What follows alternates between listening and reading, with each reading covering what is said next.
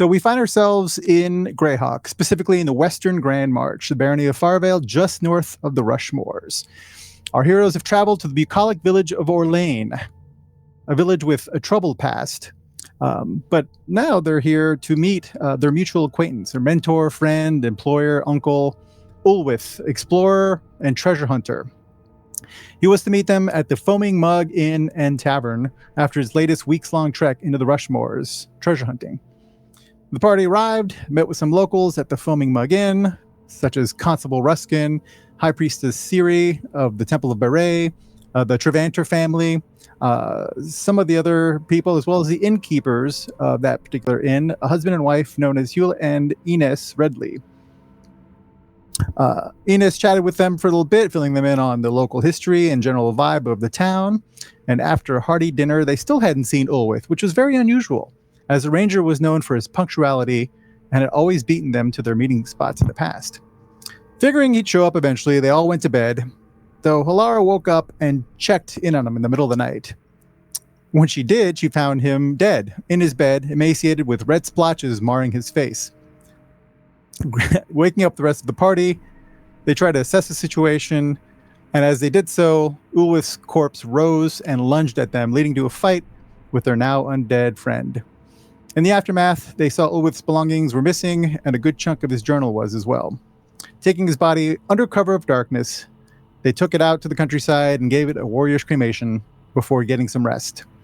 The next day, they asked around town, going to Siri, the priestess of Beret, to check on the other residents at the inn for signs of whatever had afflicted their friend, as well as talking to the constable, Ruskin, to fill him in on the situation. And also to get leads on Ulwith's adventuring companions, Gwenders and Freda, who were missing as well.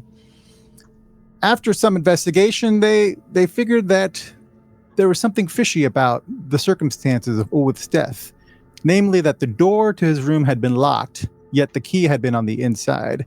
His belongings were missing, and that must have happened by somebody coming in and taking them, somebody who had a key.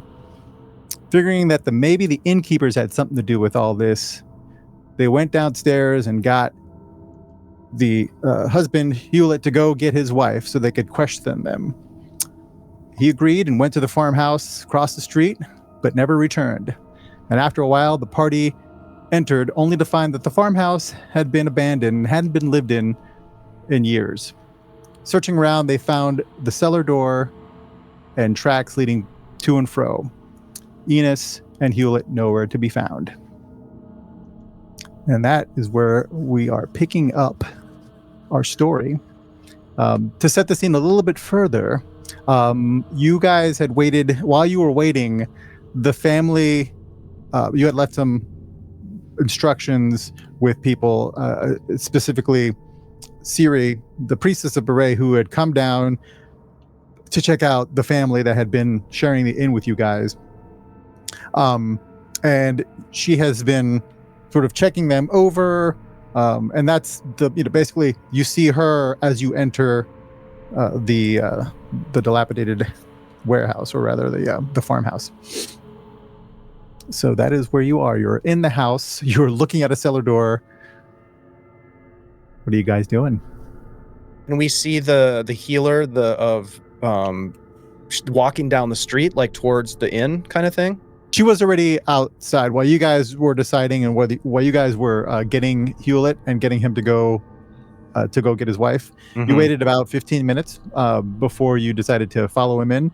And in those 15 minutes, she had come down and she started to evaluate the family, talk with them. So the kids and the Trevanter family is outside with Siri. Okay.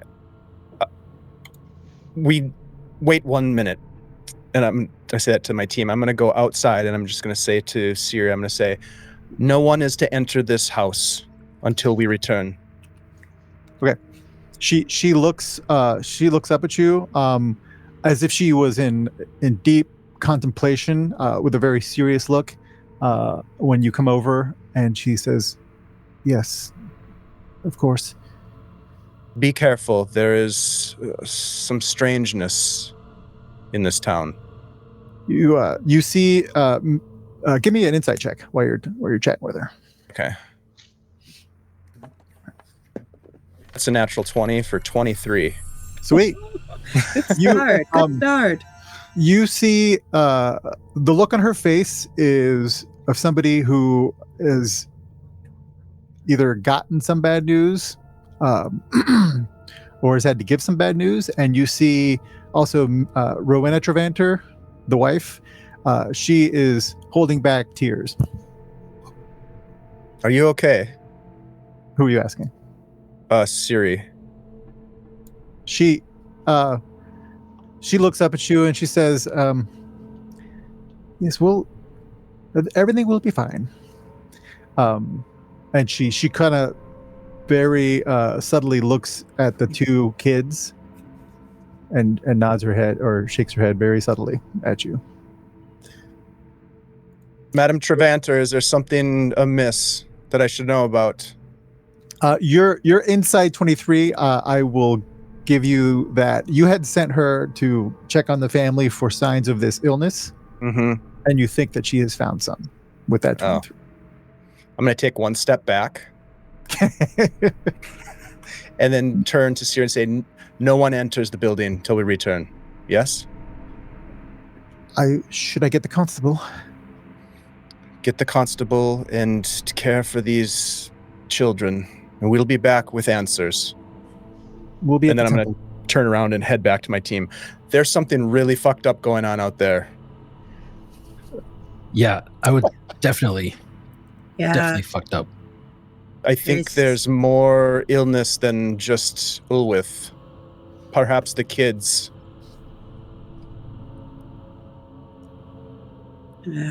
All right, well, are we going to go after this guy? We have to. Yeah. We need answers. It could be the only way to save this family and the others. War pick. Let's go.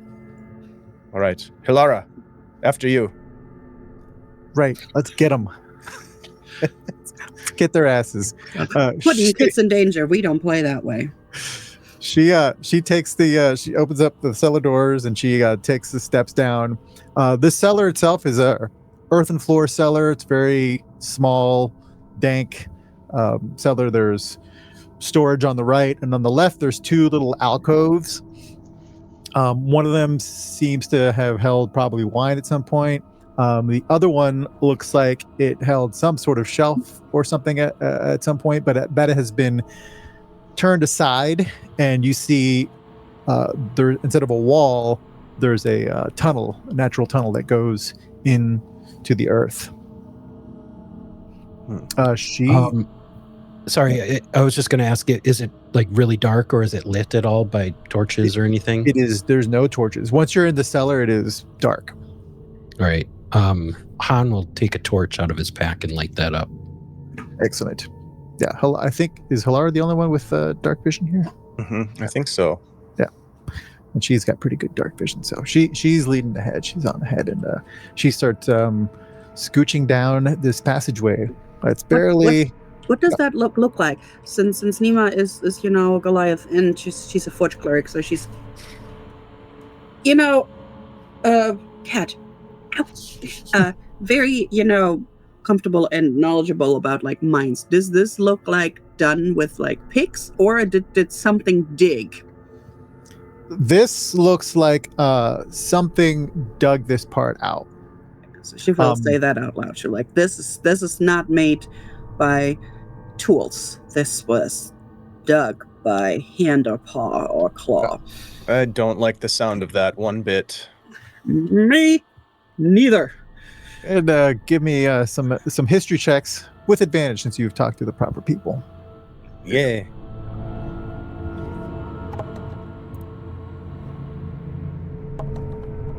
Right, 1.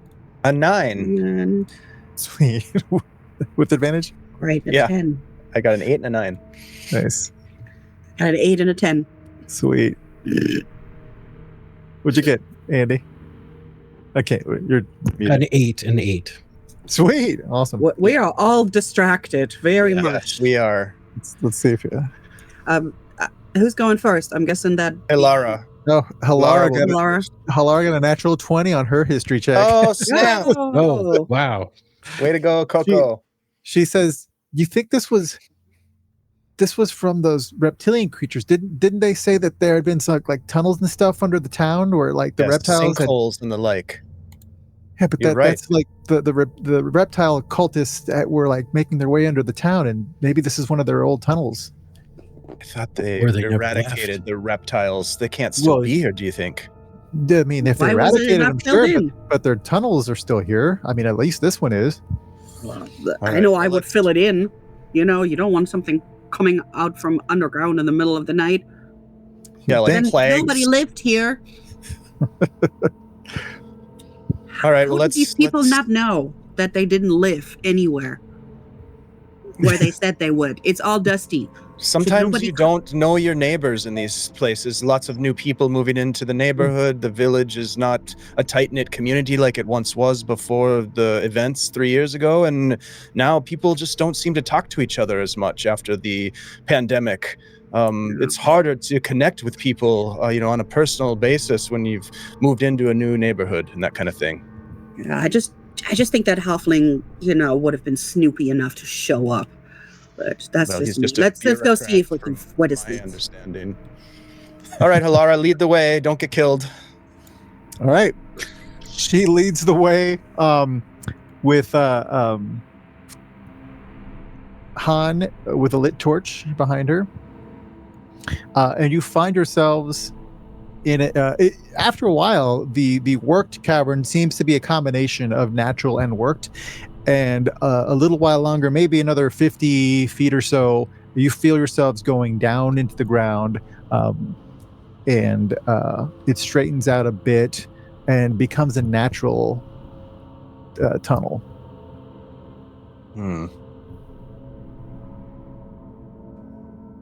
Do we still see, with the little torchlight that we have, is there still tracks, presumably of the innkeeper and Inez, or? Give me a the perception wife? check. Yeah. There we go. Natural 1 for a total of 2. Sweet. Hard to say. There's no more dust down here because it's a natural cavern floor, so it's rock. Okay. But this looks like the only way they could have gone. There's no branches off the tunnel you're currently in. And as Halara goes a little bit further, you see it opens up. And it still looks clawed out. Nobody At this nobody point, fixed nothing, or put at any. At this point, it looks like a natural cavern. So it's turned into, it looks like it was a natural cavern that had been expanded under the house. But here, this looks completely like a natural cavern. And it leads into, you hear as you get a little bit closer, you hear the dripping of water off of the stalactites hitting a body of water straight ahead that seems to cover the open cavern that has opened up before you.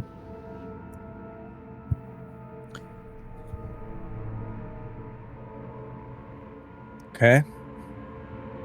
So yeah, let's keep going. Is that water? It is water. Halara stops at the edge of the water. She says, Can you see, are there any wet footprints along the other side?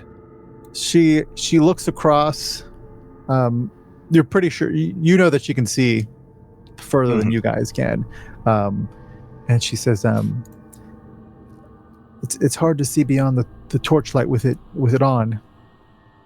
Could you pass the torch back, maybe, if you want to see, if you want me to see further? Oh yeah, Han will pass the torch backwards to Algazar. Okay. Alznima can always throw a sacred flame over there. She says it looks like there's an exit on the far end and perhaps one on the right. But we'd have to still cross this water, maybe 20, 30 feet of it, before getting to the shore. How deep? It's hard to say. I can't see the bottom, but it's not very clear.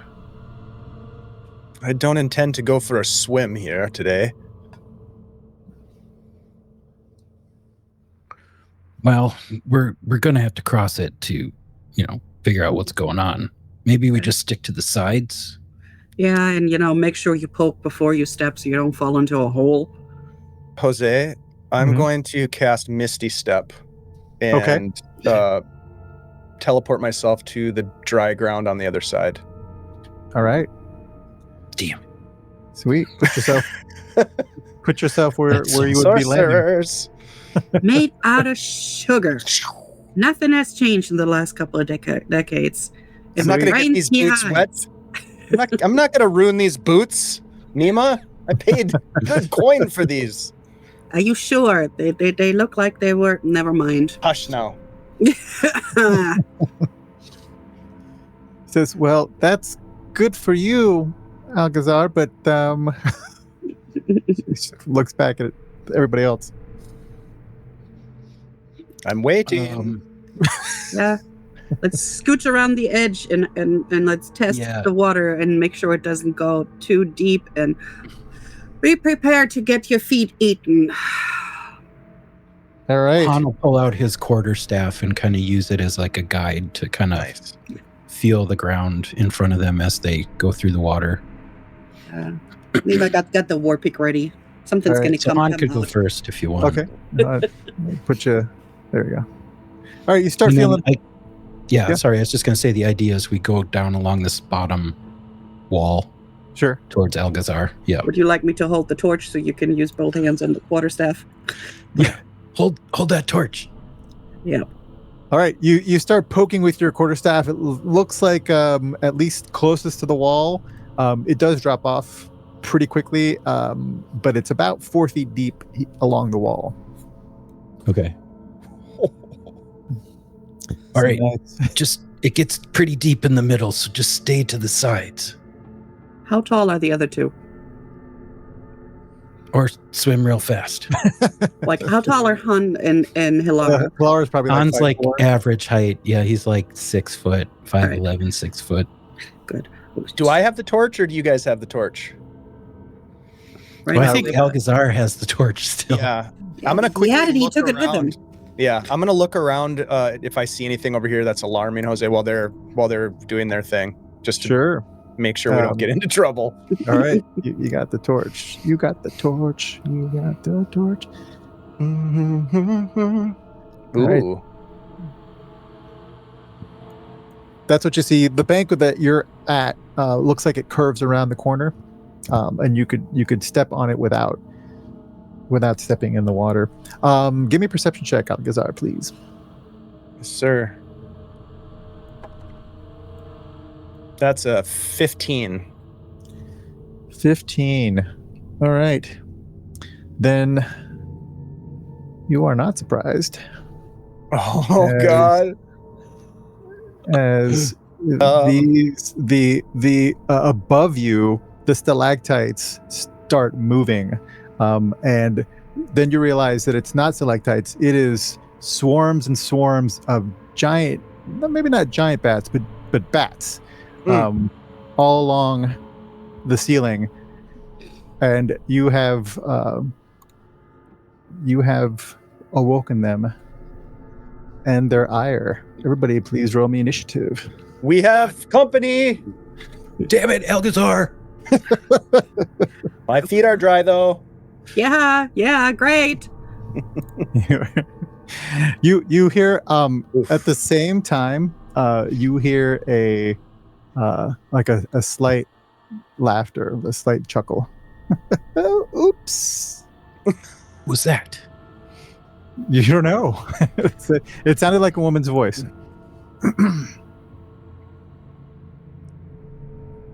All right. All right. Are we still trying to rolled get a through the 4. water here? Or we're rolling in initiative. I rolled a Roll 4. initiative. Sweet. Not good. Oop, nope, not 140. No. There, 14. Oh, yeah. We'll put it in the tracker. Yes. There I am.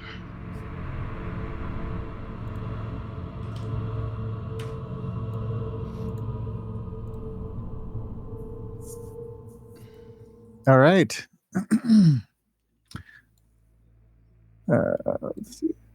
Han, what are you doing? You hear the flapping of. You heard that laughter, then you hear the flapping of wings. Right around the same time that Algazar says, shouts his warning out.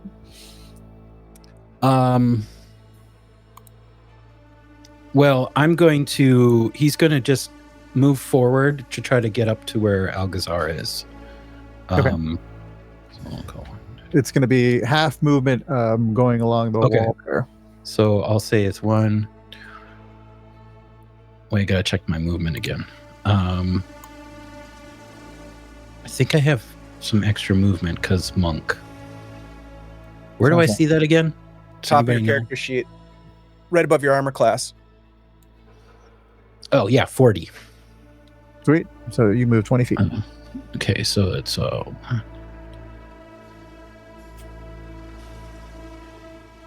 I just make it to the other shore. Yeah, give me a dexterity check to get out of there without falling prone. It's kind of slick. The stones under the water are very slick.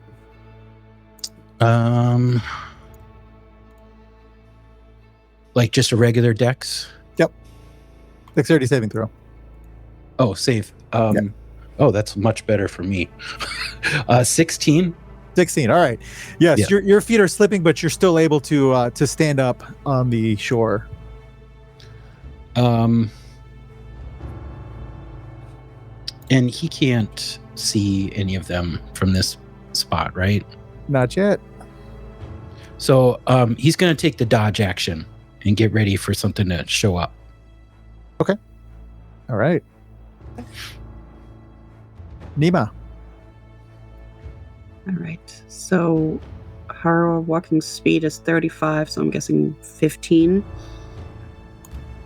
Yeah. Hold on. No, I don't want to measure. Go away. I want to walk. You got to select a hand. There you go. There. All right.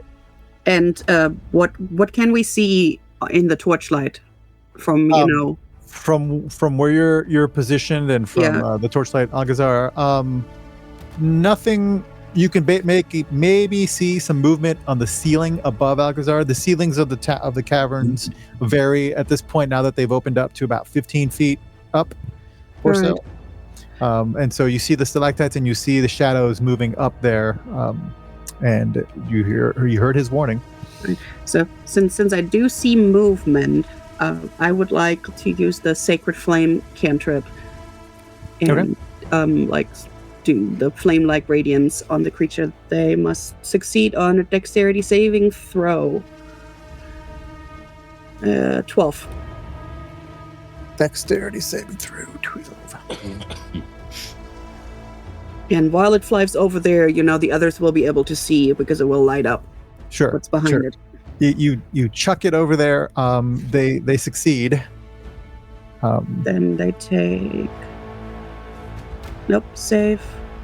Or take. Nope. No half damage. Okay. All right.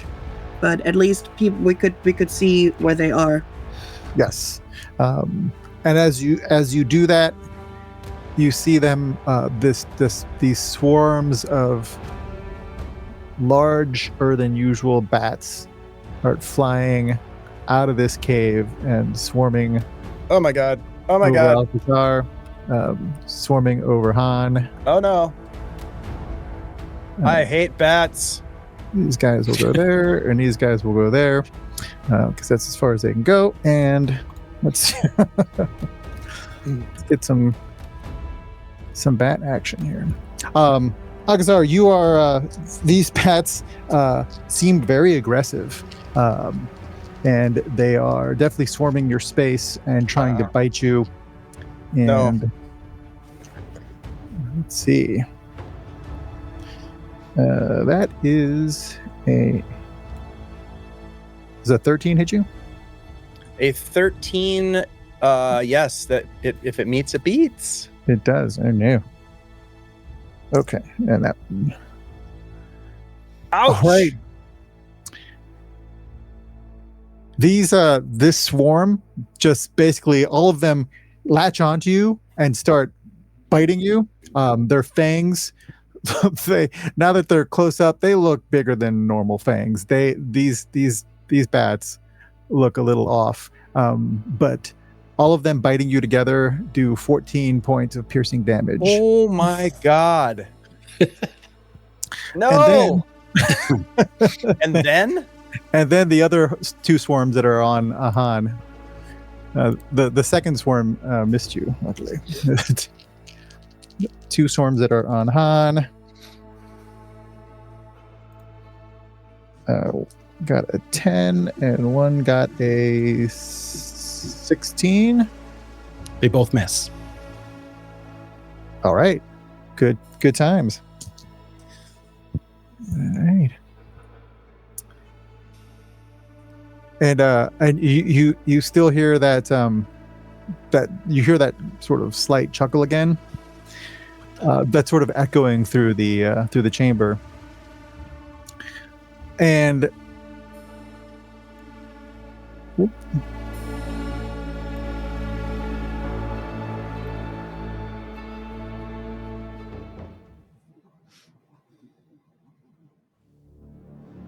this just got serious. You hear Halara's voice from somewhere, you think above you. And Halara says, "I'm so sorry." Wait, what? Sorry about what? Where'd she go? You don't see her. Give me a perception Rotting check. bats. Those of you, the bats. Not Those covered with those bats covered right in now. bats. Give me a perception check with disadvantage. Nima, you can give me a straight up perception check. Oh, for Pete's sake. I will start rolling my normal dice because 16. I rolled 2 3s. I rolled a 2 1 threes. and plus 2, that's a 3. Nice. Yeah. Total Maybe I'm still half blinded from throwing Sacred Flame. You're still, the change in light. Han, you have like a bat on each eye, like covering each eyeball. Getting slapped in the face with wings. What did you get again? Alcazar? 16. 16? That is not enough, unfortunately. But you do hear something moving, some movement across the ceiling. Not the bats. What? The actual.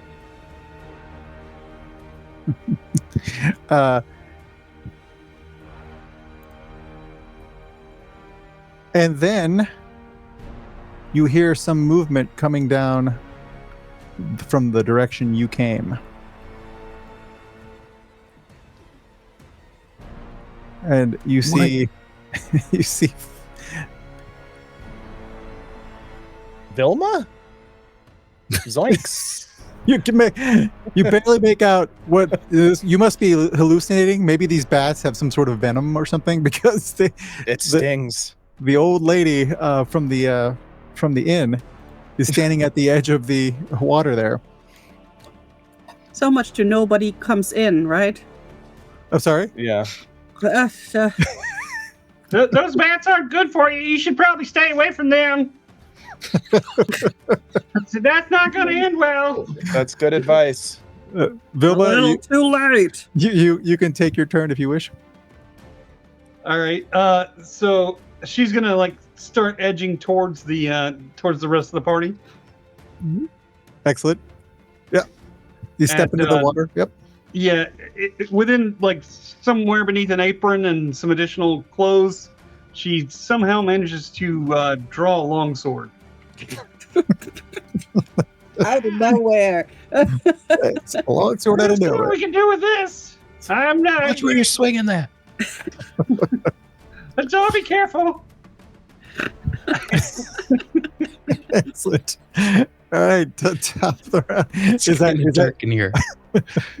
Is that your turn, Ren? That is going to be Vilna's turn, yes. All right, excellent. Han, back to you. Wait, Han do I will get try a to. chance?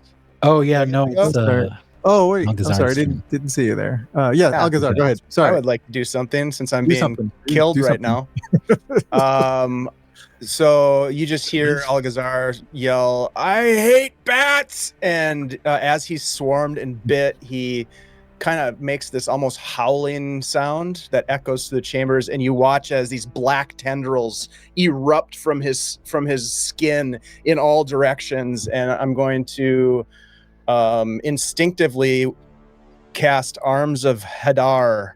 Love it. Each of these swarms needs to make a strength saving throw if they're within anything that's within 10 feet of me. Yeah, they're on you. Yeah, I think So- all 4 of them I think are within 10 feet. Let's see. Yeah, sure. Yeah, I'm gonna Yep. cast that. Yeah. Yeah. All right. First 2 strength saving throw, you say? Mm-hmm. Yes, sir. All right. Let's see what we got. Well, that's not good for them at all.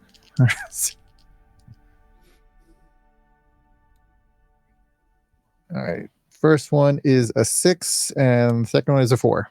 Both fail. All right. And then the 2 swarms on Han. One fails, and the other one also fails. Sweet. They all 4 fail. They each take 9 points of necrotic damage. Nice.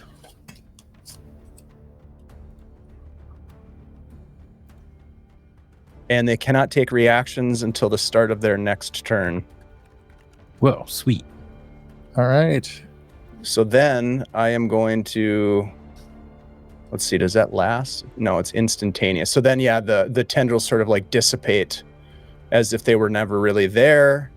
Yes. And then I am going to move this way. Right about there. Okay. Get away from them. They carry more disease.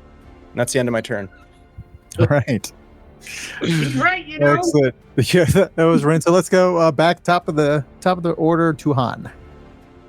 All right. Han will take. He's got his quarterstaff still, so he's gonna take a swipe at vampire bats number 1. Okay.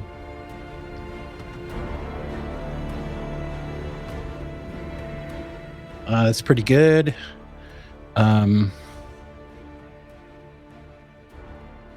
Plus, okay, so that's a 23 to hit, Oh, that hits. and that's a 1.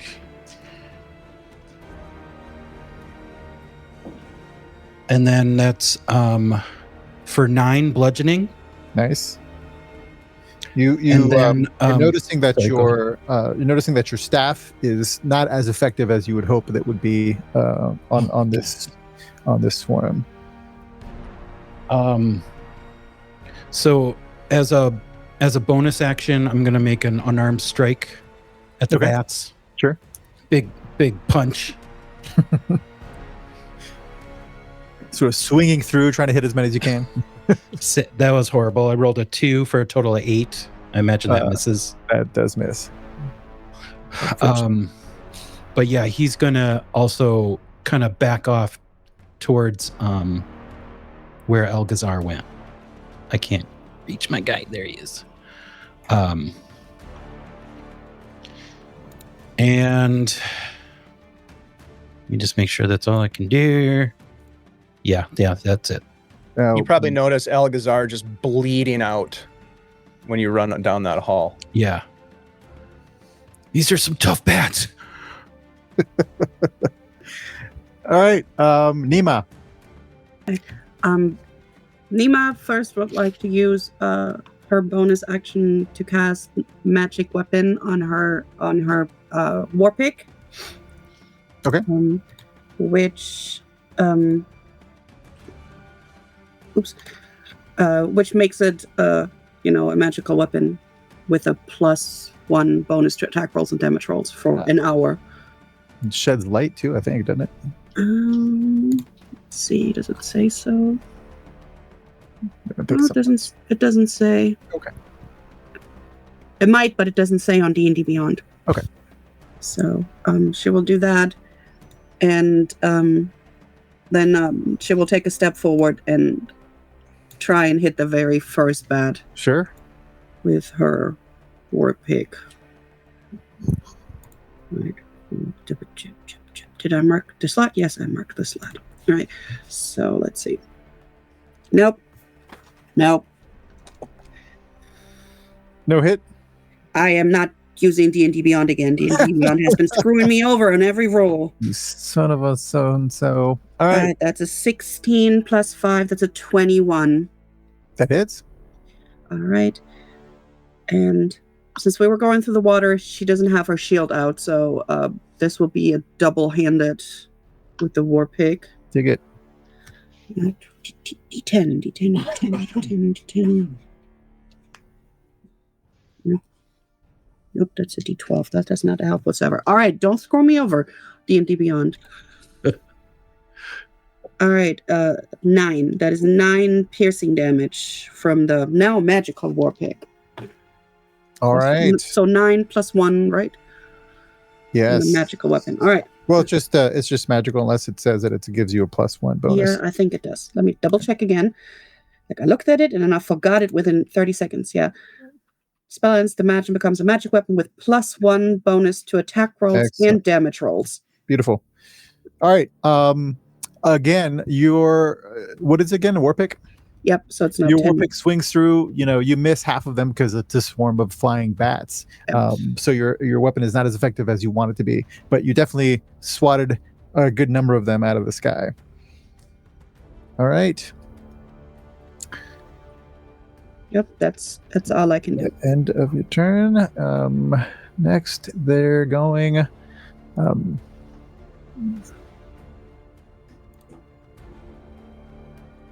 They're going to swarm there, and these two are going to swarm this way. Ah.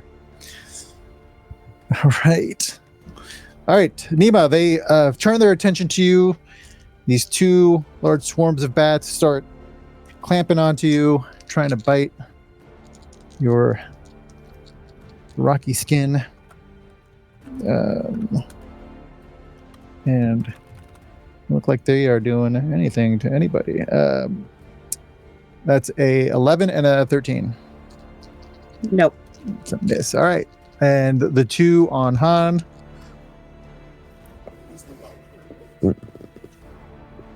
All right. That's a nat 20. And Uh-oh.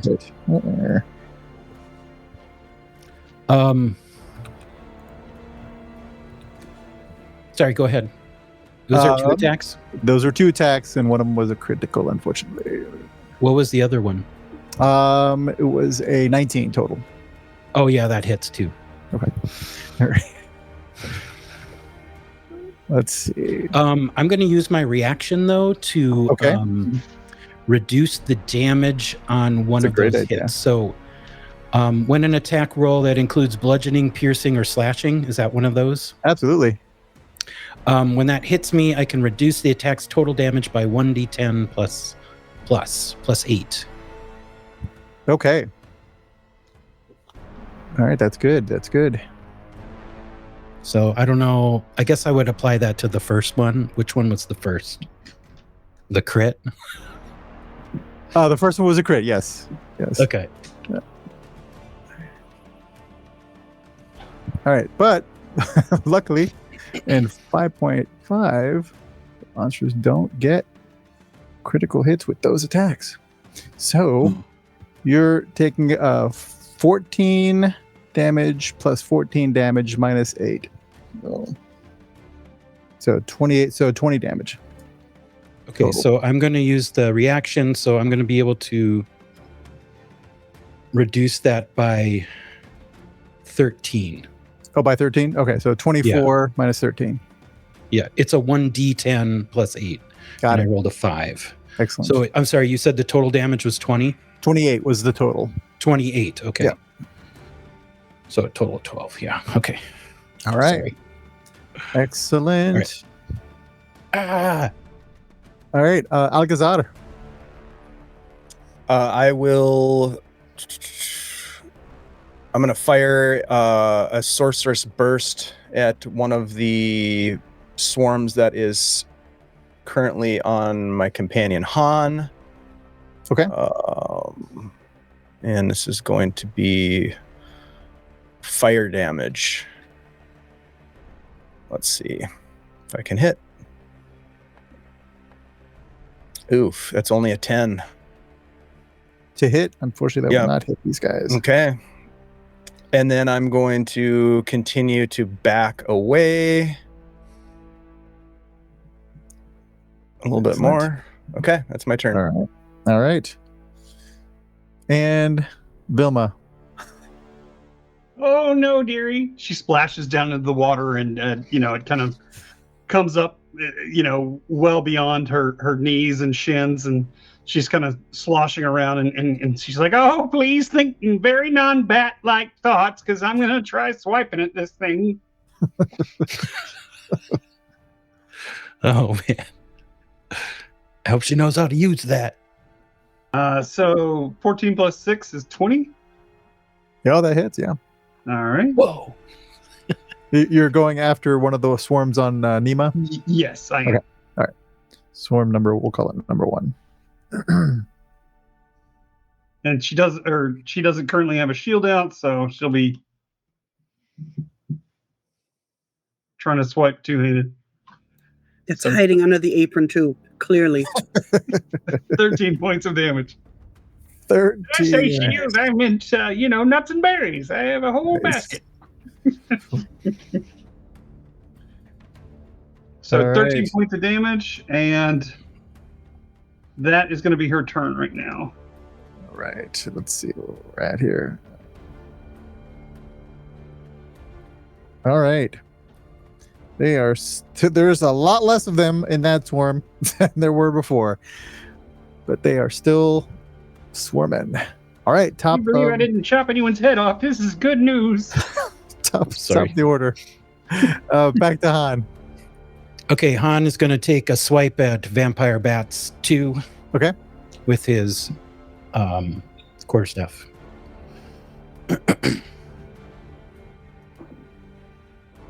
13 plus 19 to hit. Oh yeah, that hits. All right. So that's a 1d.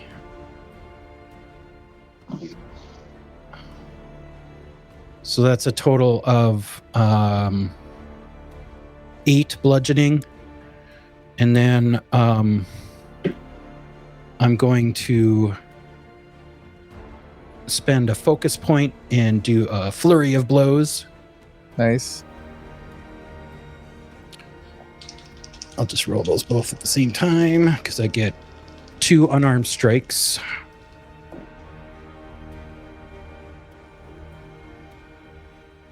So that's a 25 and a 9. So I assume only one of those hits. Correct. First one. For a total of 9 more bludgeoning. All right. Again, you swat some of them out of the air, but for the most part, they're still up and about. All right. Okay. Is Han Yep, finished? that's it. All right. I'm going to stay here. Nima. All right. Which of these 2 did I hit before? I'm gonna hit that same one again. The swarm number 1 looks the weakest. It looks like it's almost gone. Right, so she's gonna swing her war pick at it again. Sure. That's it. I should not have done it. This is a 10 plus 1. That's an 11. Nope. I trusted you, D&D Beyond. That was your first mistake. It's like, I'm like, okay, now I rolled this once. Now I can go back and maybe learn this lesson. Nope. Mm-mm. All right. Is that all, Nima? Is that what we got? From where I'm standing, I can see L, right? You cannot see your other companions except for Vilma, who's in the water next to you. Then no, I have nothing else to do. Okay. Look silly, swinging the war pick and missing while Wilma hit with a long sword. All right. It hurts her pride a little. Got, Mercenary veteran missing. If it makes you feel better, she did the full turn after she did the swing. Bats are hard to hit. They are indeed. They are going to try to bite you again, Nima. Mhm. Let's see. All right. First one hits. Let's see. First one got a 23, and second one got a 16. Armor class is 16. Okay. All right. So that is the first one. Because there's fewer bats in the first swarm, that is 8 points of damage. But the second one is full strength, so they bite you for 14 points of damage. All right. Then I would like to use the stone's endurance. I gotta roll a d12 plus 1. Take my reaction to reduce the damage, basically. Okay. That is the word. That is the word. Excellent. All right, and that is a 9 plus 1. That is less 10. All right. Excellent. So it's 4 total 4 total what? damage, because if I take 10 damage off of what you said, or how much damage? It was one did 8 and the other one did 14. All right, so it's 8 total. plus 4. Yeah, 12.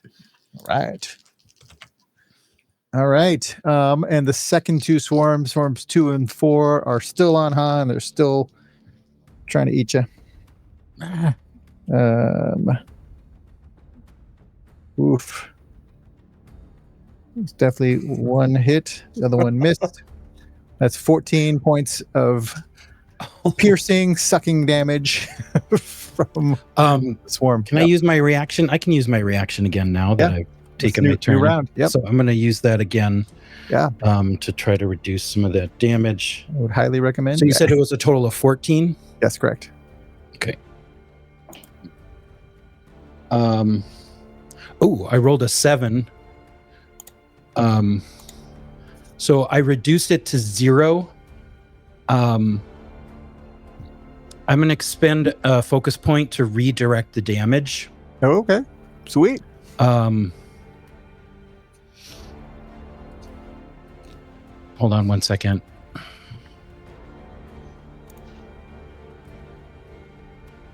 Okay, so the creature must succeed a DC 13 Dex saving throw. Or what happens? Or it takes 2d6 plus 4 damage. All right. I'm basically redirecting like a lunging bat attack. So the way I kind of picture it is, I see this one flying at me, and I just grab it and use it to like smack another one. Grab it by the wing and smack another bat with it. What's the save again?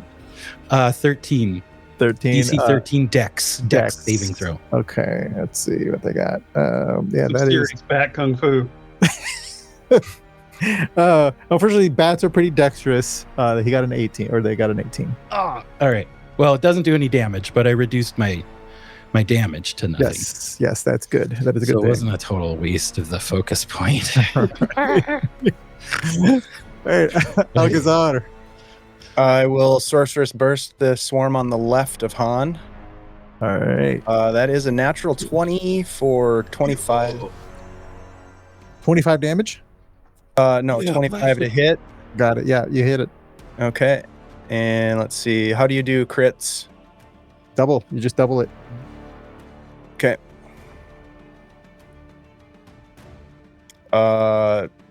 12. 12 total. And that'll be fire damage. Fire damage. Let's see if they're... Nope. They take all of that.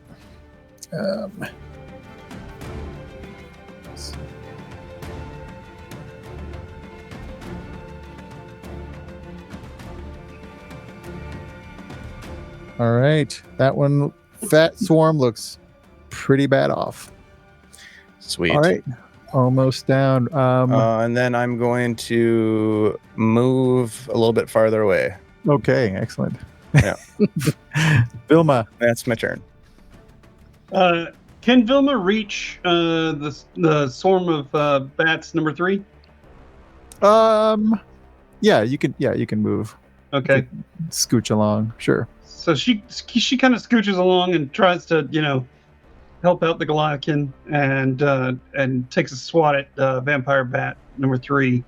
And under her breath, she's chanting a little bit of a spell or a prayer of some sort. It's kind of strange. Excellent. Yes, but technically the swarms are in the same space as Okay. she is, so you can reach it. All right. Taking a swing? Yep. Do it up.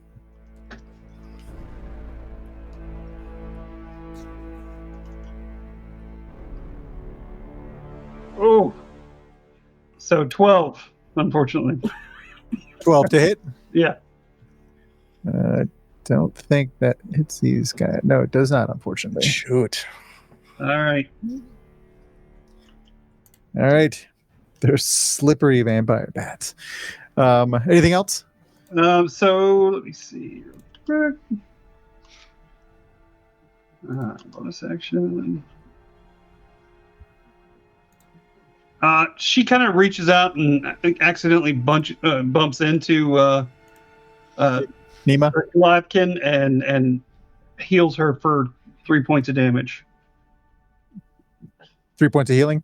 Mm-hmm. Sweet. All right, Nima, 3 points back to you. Sure, definitely do that. Do the nod, the appreciated nod. You know. What? I can't hear you. Watch out! I'm swinging a sword here. I didn't say nothing. I'm not good with this.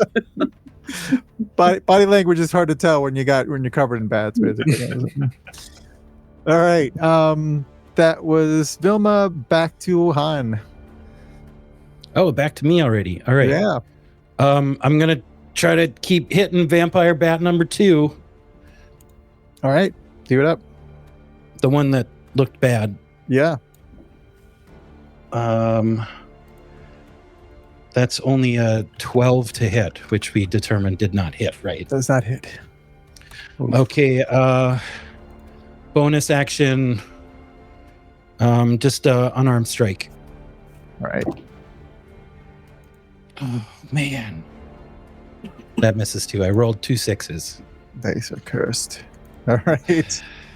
Right. So you're just flailing about in the darkness, covered in bats. All right.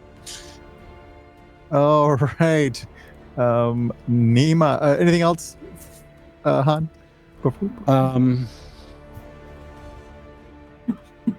No, I'm good. Okay. Nima. Right.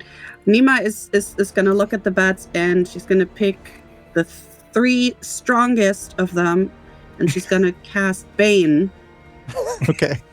So now they have to make Charisma 12 saving throw. All right. Charisma 12s.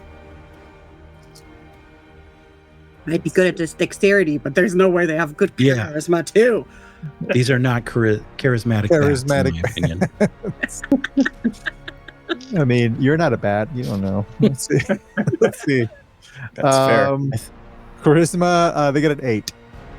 All right. So it's like the 3 swarms. You're gonna roll separately for each, or you're gonna just roll for all 3, like up to 3 creatures of my choice. Well, the swarm counts as a creature, so one swarm counts as a creature. It's so 3 the 3 strongest swarms. Oh, okay. So- Well, you can target the 2 on you, and then one of the ones on. So if that one is kind of the other one. The number 2 is kind of hard to see. Yeah. So it's 1, 3, and 4. 1, 3, and 4. Okay. Yep. And when the ones who fail to save will then, for a minute, have to roll a d4 and subtract it from attack rolls or saves. Nice. On their turn. Yeah. Whenever they do that in the next minute, they have to. All right. Excellent. Anything else?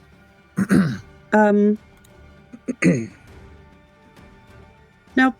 That was her action, and she's not moving. All right. All right. They are swarming. They're attacking. They're going to attack you, but a little bit less viciously, hopefully. Let's see what we got. Well, that's definitely a miss, and also a miss. So that's 2 misses on the bats on you. And then Han, you get one that is weakened, and the other one is still full on. And... oh boy. So that's only a 2 on the one that would have done full damage. And then the one that's weakened would be hitting you with a 17, but my AC is 18. oh, AC's 8. No, never mind. Yeah. They both miss. Well done. All right. Dodging Algazar. bats. I will attempt to Sorceress Burst again. Okay. That's going to be a dirty 20.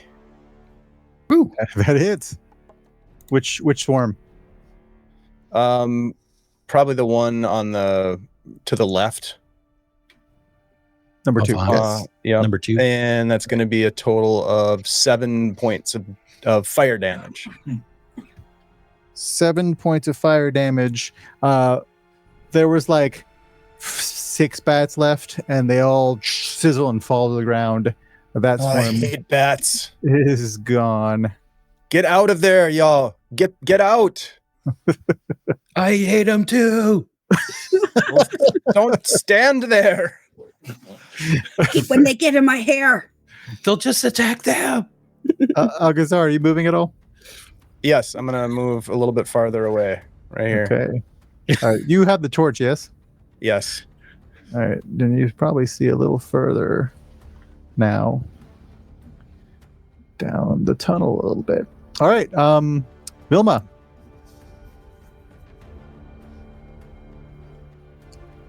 Vilma is gonna try the same thing again.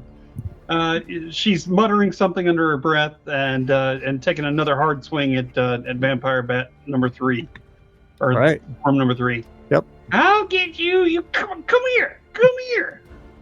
Look out, dearie. I'm swinging the sword again.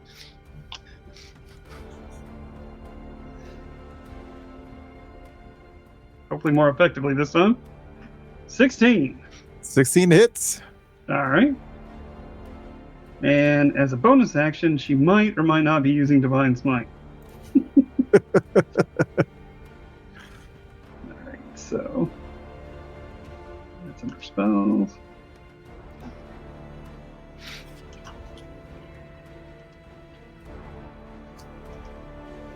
And so that's 2d8.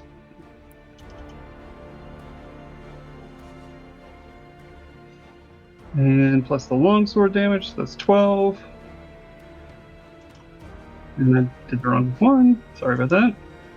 Sorry, give me the longsword damage separately because they are The longsword damage is 9, and then the radiant damage is 12. excellent.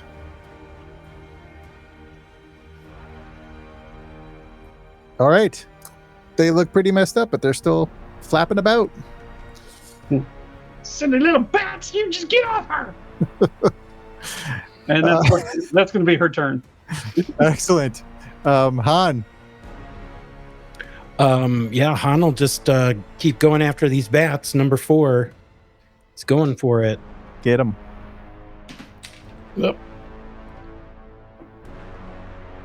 That's pretty good. 19 to hit. That hits. That'll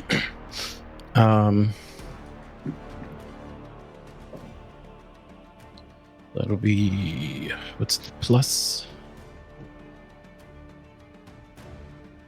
A total of 10 bludgeoning. And then he'll make an unarmed strike. And that will miss. No. All right. Ah! These All damn right. bats. Excellent.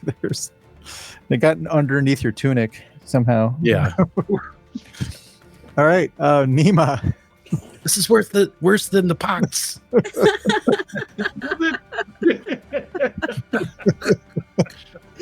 There's one attached to each nipple. It's just terrible. It's terrible. None of that. Oh, God. The teeth are so small and sharp. All right, Like little puppy teeth. she's gonna try the warp pick again. Okay. Excellent. On number 1 or 3? The one that looked the more hurt. Yeah, number 1 looks like there's very few bats left on them. All right. That is 17. There's like 6 of them. All right, that is. I swear, that is why I press on here, because math. 17 plus 5 plus 1, that is 23 to hit. That hits. All right, and then that's. Didn't even have to add after that. Yeah, I just still haven't found a D10 yet, so there we go. Nope. We're just gonna do this. All right, and then actually, that is 5, but I want to use my bonus action and turn that into a searing smite. Sweet. So that gives an extra D6 fire damage. Oops, why is there 2? Okay, why did it just roll? Oh. It's because it rolled it twice. Okay, so 6, okay. And then they have to make a Constitution saving throw 12.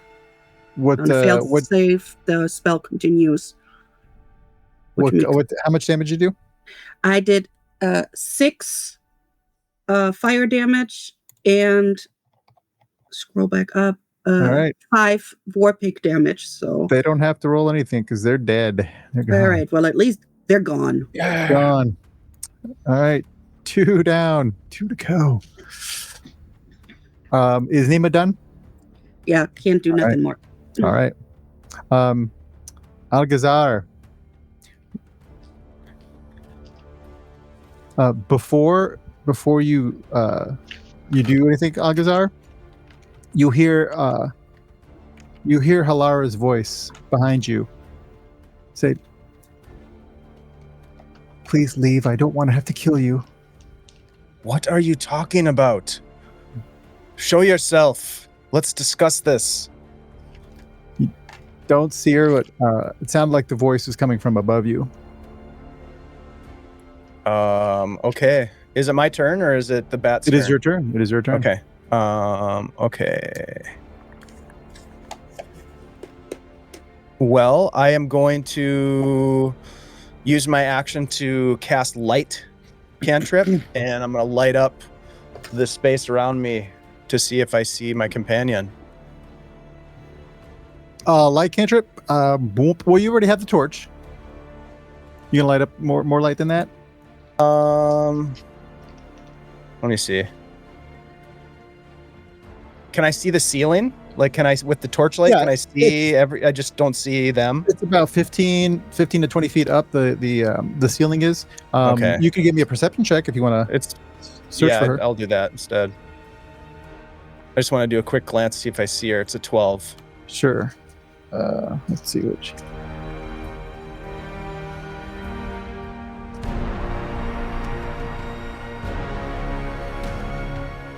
With a 12, you don't see her. There's lots of shadows and stalactites for something to hide up there. If she's why up are there. you doing this? Why are you talking to? From around the corner. She says, I don't want to go out like Uncle. Just leave. You know we can't do that. All right. You hear nothing more from her. Well, I think I would have. I mean, I don't know what you think, but I'm trying to pinpoint where she was by getting her to talk again. Sure. And then I'm going to cast web to that spot on the ceiling. Okay. And try to catch her in the web. Sure. She's gonna make she needs to make a dex save. 14. Right. So 14. You know what? Hold on. Before that happens though, I'm gonna use, because I forgot I have like features and stuff. Yeah, you do. I'm gonna use arcane sorcery, so the DC is gonna go up by 1. Whoop-de-doo. So it's a 15. Every bit counts. Mm-hmm. All right.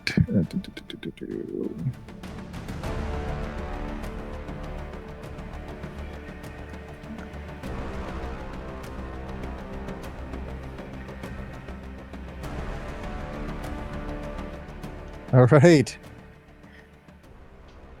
What is the what's the area? The area for web is a 20-foot cube. All right. You shoot it up there.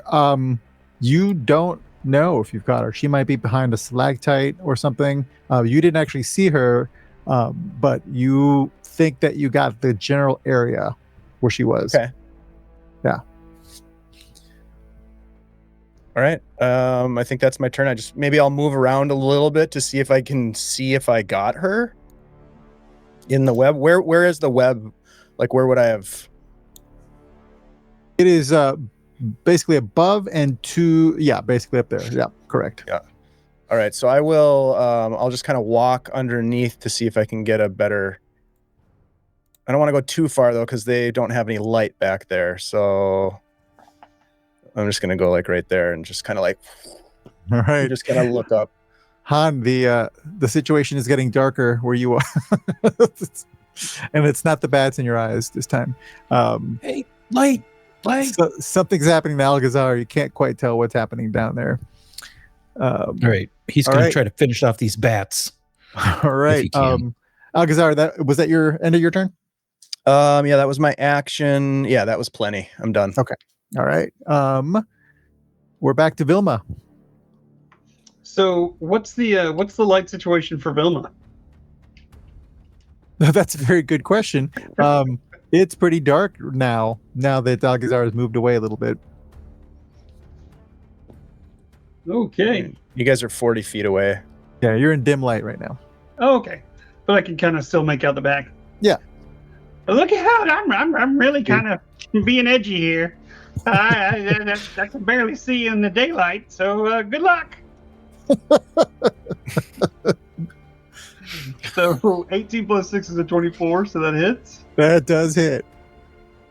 And yes, they're harder to hit now, but definitely 24 gets it. Okay, and that's 9 points of damage just from the sword. All right. And she completes like the complete full turnaround.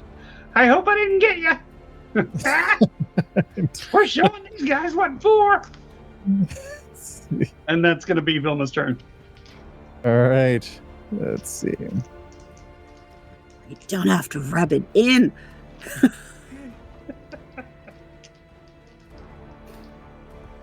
All right, excellent. They seem to be a lot less bats on that than there were before. Han, your turn. All right. I'm going to keep on swinging. That's not very good. 11 to hit. That misses. Extra attack. Well, unarmed attack. That one will hit.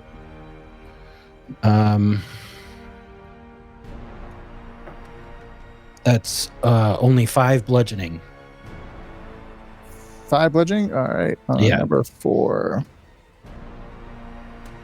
All right. Nickel and diamond. Every little bit helps.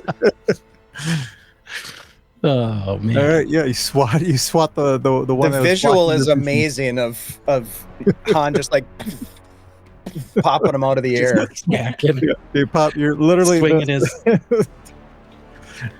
About the amount of damage you did is about how many you knocked out of the air, right? So perfect. Pretty good. All right, yeah. All right, Han, are you done? Yeah, I'm done. That was my All right. action and bonus action. Excellent. Nima. It's All right. getting dark in here. Yeah, we're still absolutely. Actually, no. She is. Since that one is baned, I kind of marked them orange so I don't forget. Yeah. She is gonna throw Sacred Flame at them. All right. And they now still have to do the Dex 12 saving throw, but they don't have to roll the D4 and take it off their roll. Okay. The Or one. the Bane. The 1D4. Yes. The bane. The Sacred Flame you're doing on the ones on you still. Yes. Number 3. Okay. She's tired of them messing with her, with those things just getting in her hair, and no. All right. So done. That was a Dex saving throw. Yep. Dex 12. Total of 6, so they failed. What you got? Right. Then they take 1d8 radiant damage. D8. All right. So they take 6 radiant damage. All right. Sorry. It's a bonus action. All right. Whatever you do, you don't need to do it to that group because you killed them. No, and I can't do a cantrip and a spell in the same anyway, so I can't do anything. Correct. All right. Do you want to move? Now that it's gone, she would probably, if Vilma lets her, grab her kind of by the apron and take her with her. Yes, She's big. Out of the water. Let's get out of the water. You are still standing because you were standing still. It wasn't an issue, but as soon as you start moving, trying to get out of the water towards the shore, you're going to need to roll me a dexterity saving throw because it is very, very slick. All right. I get advantage on that. Excellent. It had something to do with the Goliath thing. That sounds about right. All right. Okay. Really, really D&D Beyond. I rolled with advantage and I rolled 2 7s. So it's a 12. I'm like, really? All right. You move like 5 feet and you go under as you slip on a rock and fall into the water, or basically go under. So all you guys here around the corner can't see. You just hear for flush. All right. That was Nima. All right. That was Nima, right? Yeah. Nima not there. Was. All right. Hypothetically speaking, if somebody were stuck in a web, do they get a save every round? No. They can make a. Let's see. They're restrained. They can make an action as an athletic strength to get out of it, to be no longer restrained. Excellent. They also need to let's see, what is this? First time a creature enters the web or starts its turn there, it must succeed on a dex save or have the restrained condition while in the web. So, I don't know. I guess they have to make 2. Yeah, I got it. Yeah. I guess you have to make a dex save. Yeah. Well, you already did that, though. I did. Yeah, so now if they are restrained, then they would have to make an athletics check, hypothetically. Yes. All right, cool. Excellent. I'm still looking. Do I see movement or anything? On your turn, we will do that. Okay. Right now, though, we have a swarm number 4 that's still active and trying to eat, trying to suck Han's blood. Yeah. That is a 16. No, misses. All right. Did you roll the D4? Oh, I did not, but it missed anyway. D4. You missed Missed anyway. Yeah. Missed anyway. Missed even bigger now. All right. All right. Last one left. Oh. And you hear, oh, is that a good thing or a bad thing? You hear that voice again. Do we know where it's coming from, Jose? It's sort of echoing throughout the cavern.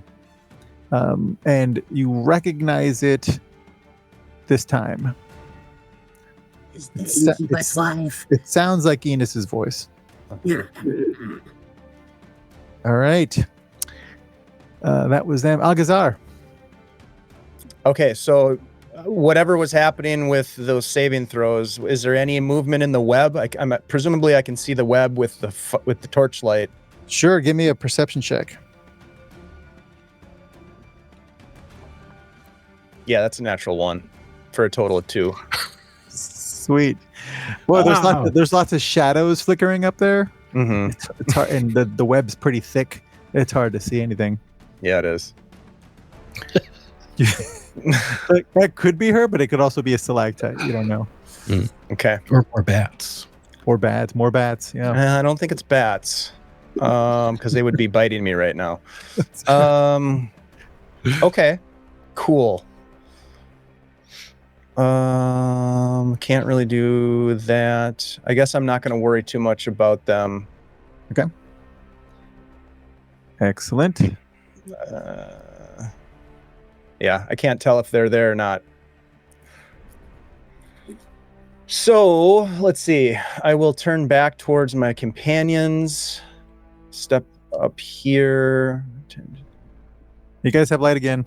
Yeah, Right about there. And I will do a sorceress burst on that last group.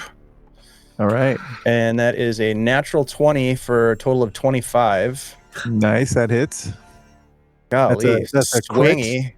So Goes it's from two- nat yeah. 1 to nat 20. That's nuts. Okay, so that's a total of 10 damage. Is that doubled? That is, yep. I don't do a lot of damage, so that's doubled. Okay. All right, this one has been hit a lot less. It is still up. And trying to bite Han. Han, not your turn yet. It's Alcazar. Anything else? Let's see, 5, 10, 15, 20. No, I'm just going to stay right there. Excellent. All right, Vilma. Vilma's going to try to make her way very cautiously over to the edge so that might be able to help out her Goliathkin friend Nima. Sure, give me a dexterity saving throw as you get to the edge of the water there. Ha! Big money. You just got to step on the rocks that aren't green, dear. It's that simple. And she kind of like Head on the water. Pretty lights. Starts reaching for Nima. Excellent. All right. Nima, we'll call that. Do you want to call that the help action for Nima's next save?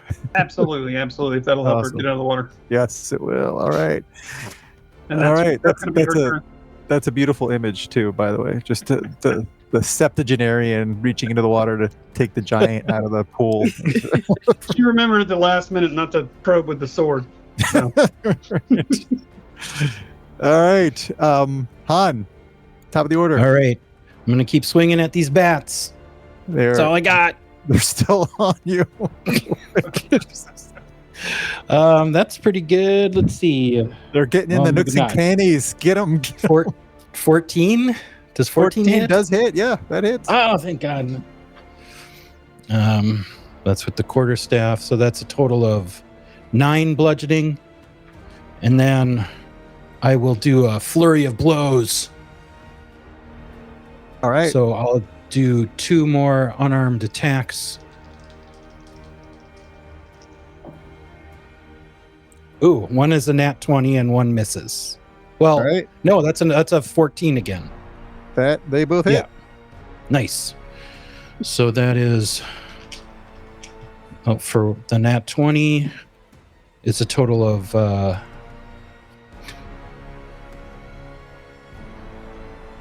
16 bludgeoning. All right. All right. And then the other hit. How do you kill the last 6 more bludgeoning? 6 of them that are hanging on you? He's just swinging his quarter staff around, like smacking them out of the air, and then when they hit the ground, he starts stomping on them. Excellent. Damn bats! Not very monk-like at this point. Just they're all dead. In fact, he's losing focus a little they've bit. been dead for a few seconds. You're still just sort of yeah, just doing making sure they stop. All right. Yeah. We can go ahead and get out of initiative. Nima, give me a dexterity saving throw with advantage. Right.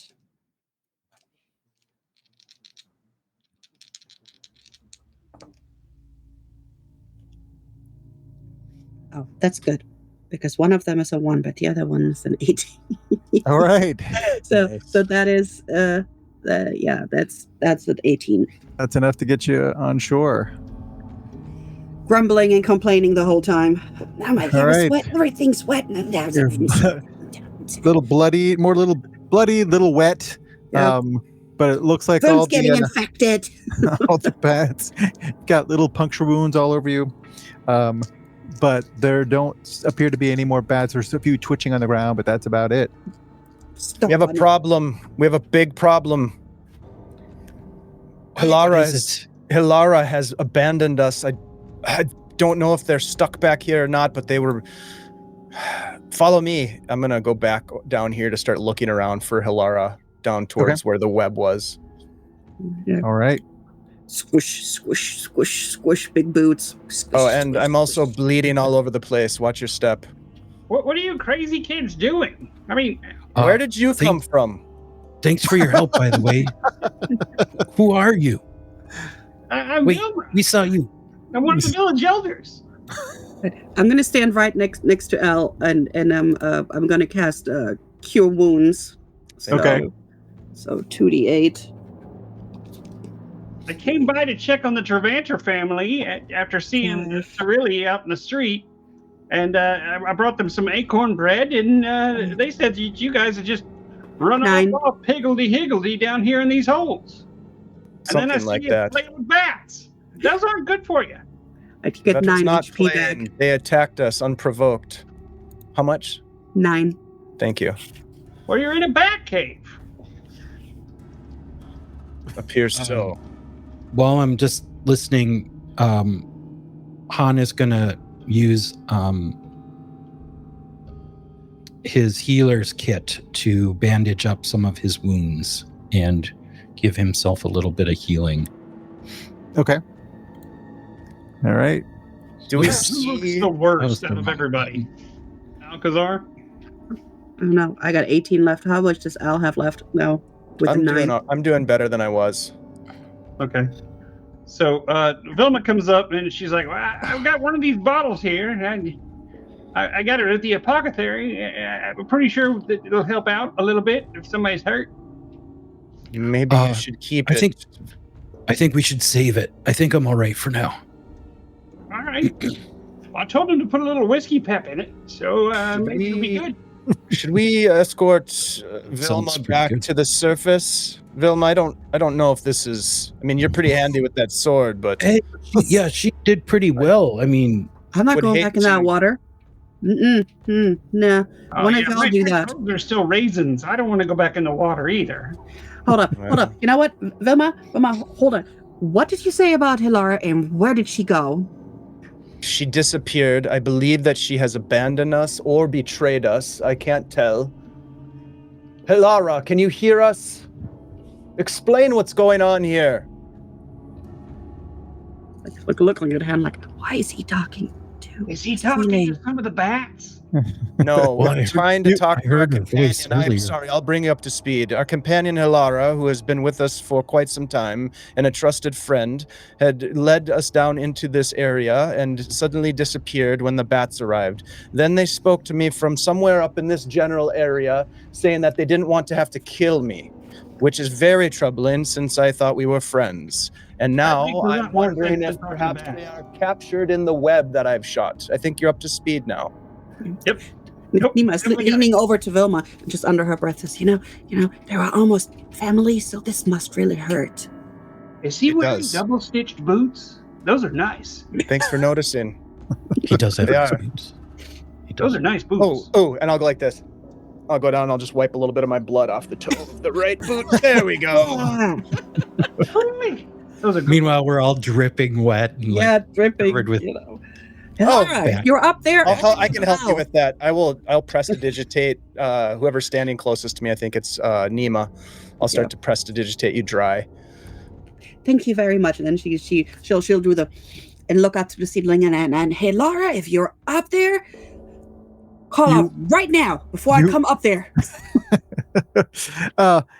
In the stalactites about, as I said, 15 feet or so above your heads, you can see some movement, and you definitely see a figure pulling itself out of the webbing and moving across the ceiling. And Can I Hilara. cast a spell? You can see her come out of the web right about there. Sure. And she says, please turn around. And you hear another voice again say, she's chosen to live. You should do the same. How about you gonna get your cast cowardly ass out of here? I'm gonna cast Detect Thoughts on Hilara. Okay. They have a Wisdom saving throw. Ugh, they're gonna be good at this. Wisdom. Yep. And I do have, I think, that bonus still. Let me double check that. How long does that last? Innate sorcery, 1 minute. It's up to you if it's still active, but either a 14 or 15 DC. Sure. Yeah, it can still be active. She rolled poorly, so. Hilara, what is the meaning of this? Who are you in league with? What is happening? The surface thoughts that you pick up as you say that is a sense of she thinks that she thinks that she is sick, but she thinks also that she has a way of living, and you get a sense that she thinks she was bitten by a vampire. Hilara, we can... Sorry, go ahead. Then that's about what you get from her. Hilara, we can figure this out together. You don't have to do this on your own. There are vampires here. I'll say out loud so my companions can hear. There are? Hilara believes... Through the water. Hilara believes that they were bitten by one. Ooh, tricksy sorcerer. Digging for the holy water. Hear that voice Yes! Who is that? I'm just going to reach my hand out towards Hilara. Please, come with us. We can help you. again. You look up and she is upside down, sticking to the ceiling, looking at you over her back. And you don't understand. It's too late for me. Please leave while you can. And at that, she crawls along the ceiling about twice as fast as you've ever seen her move. Oh, gross. That's going to take a lot of core. She skitters away. She skitters away along the ceiling. Ah, Is that you, Inez? Pulling the strings like a puppeteer?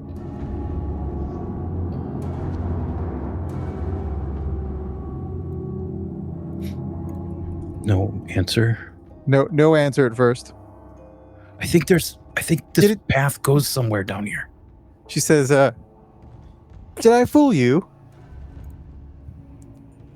For a moment, perhaps. Uh-huh. We've dealt with evil like you before. Have you now? I don't think you have. What is your purpose here? To feed upon this town? To bleed it dry again? After they've already suffered so much? I don't care about the town. My master has much larger plans. Such as? What do you think I'll tell you? Well, of course. No. You must earn your answers, sorcerer. And how would we go about that, Inez? You can come find me if you like, or you can leave with your lives. I'd rather hear you beg for yours. That Who's your echoes. master? Is it your husband? Hewlett is a convenient cover. Not even strong enough to stand on your own 2 feet. I see. Normally, I would respect that, but you are a blood-sucking vampire, so I will refrain. He's got a point.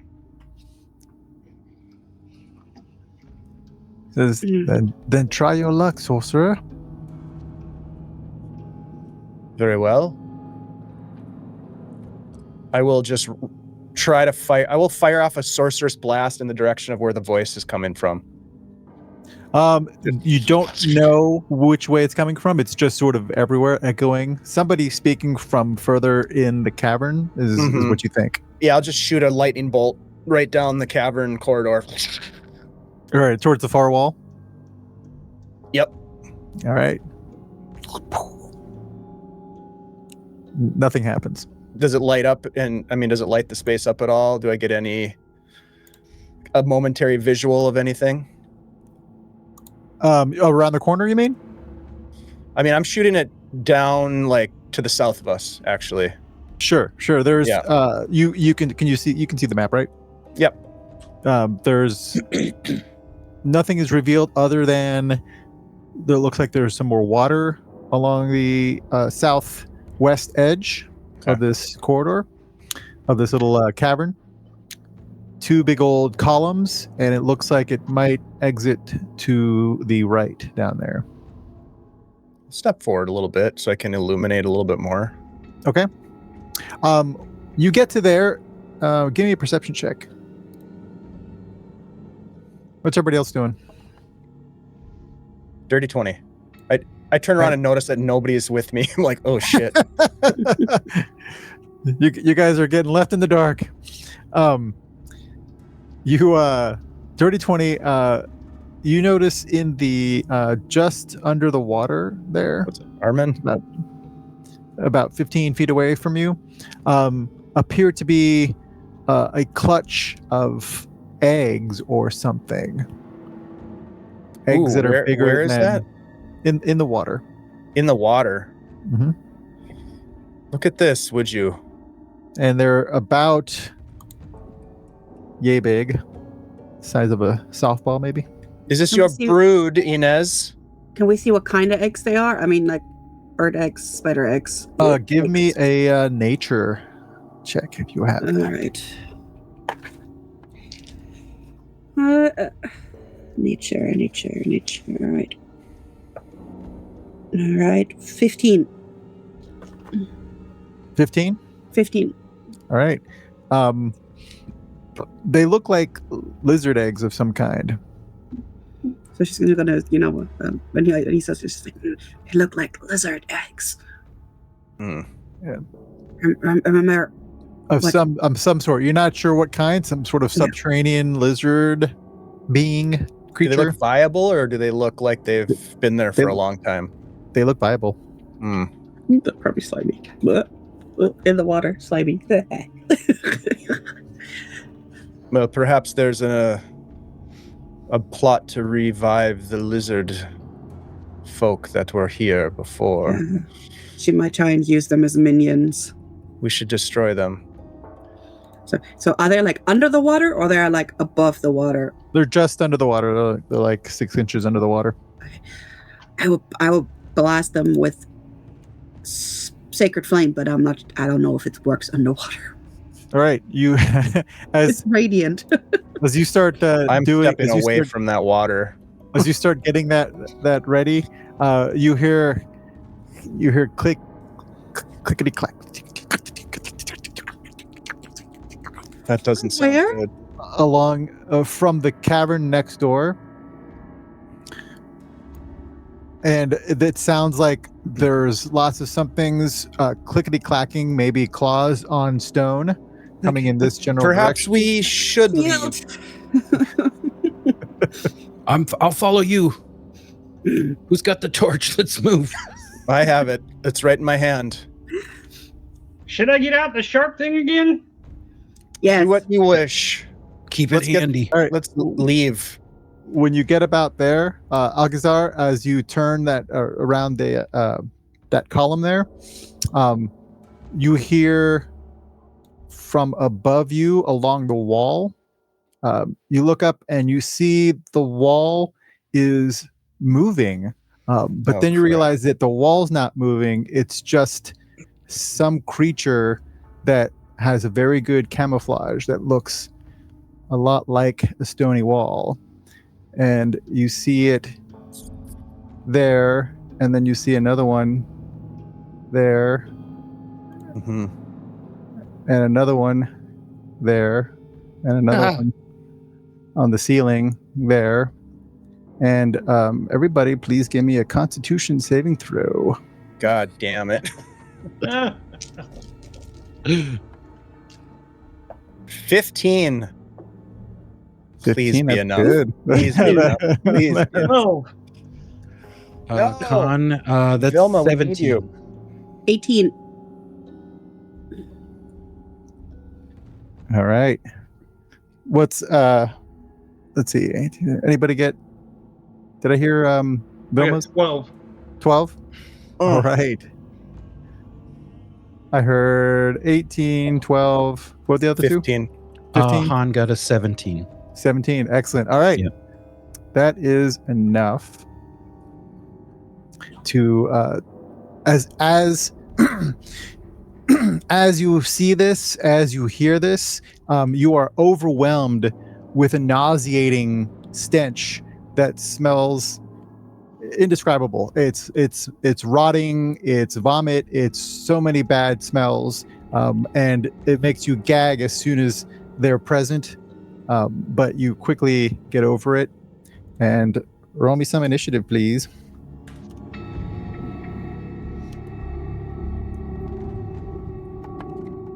Okay.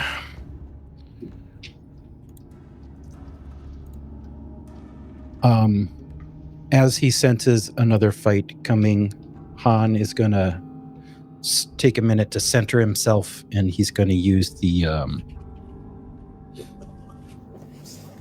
it's called uncanny metabolism, where he can regain his expended focus points and a little bit of health. Dig it.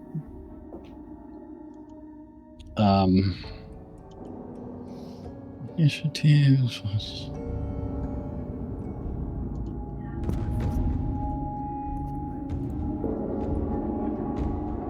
All right. We got pretty rolled initiative. All right. Oops. I did not. All right. Okay. Sorry. I didn't fix mine. It's okay.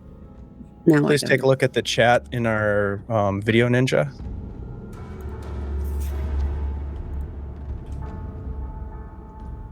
All right.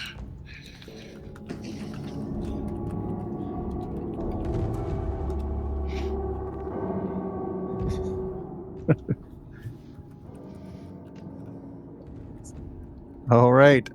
Let's go on with the initiative.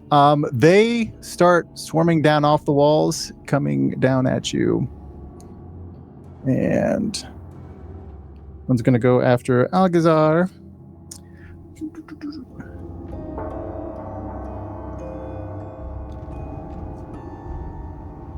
Does an 11 hit you? No, surprisingly. All right. Let's see here.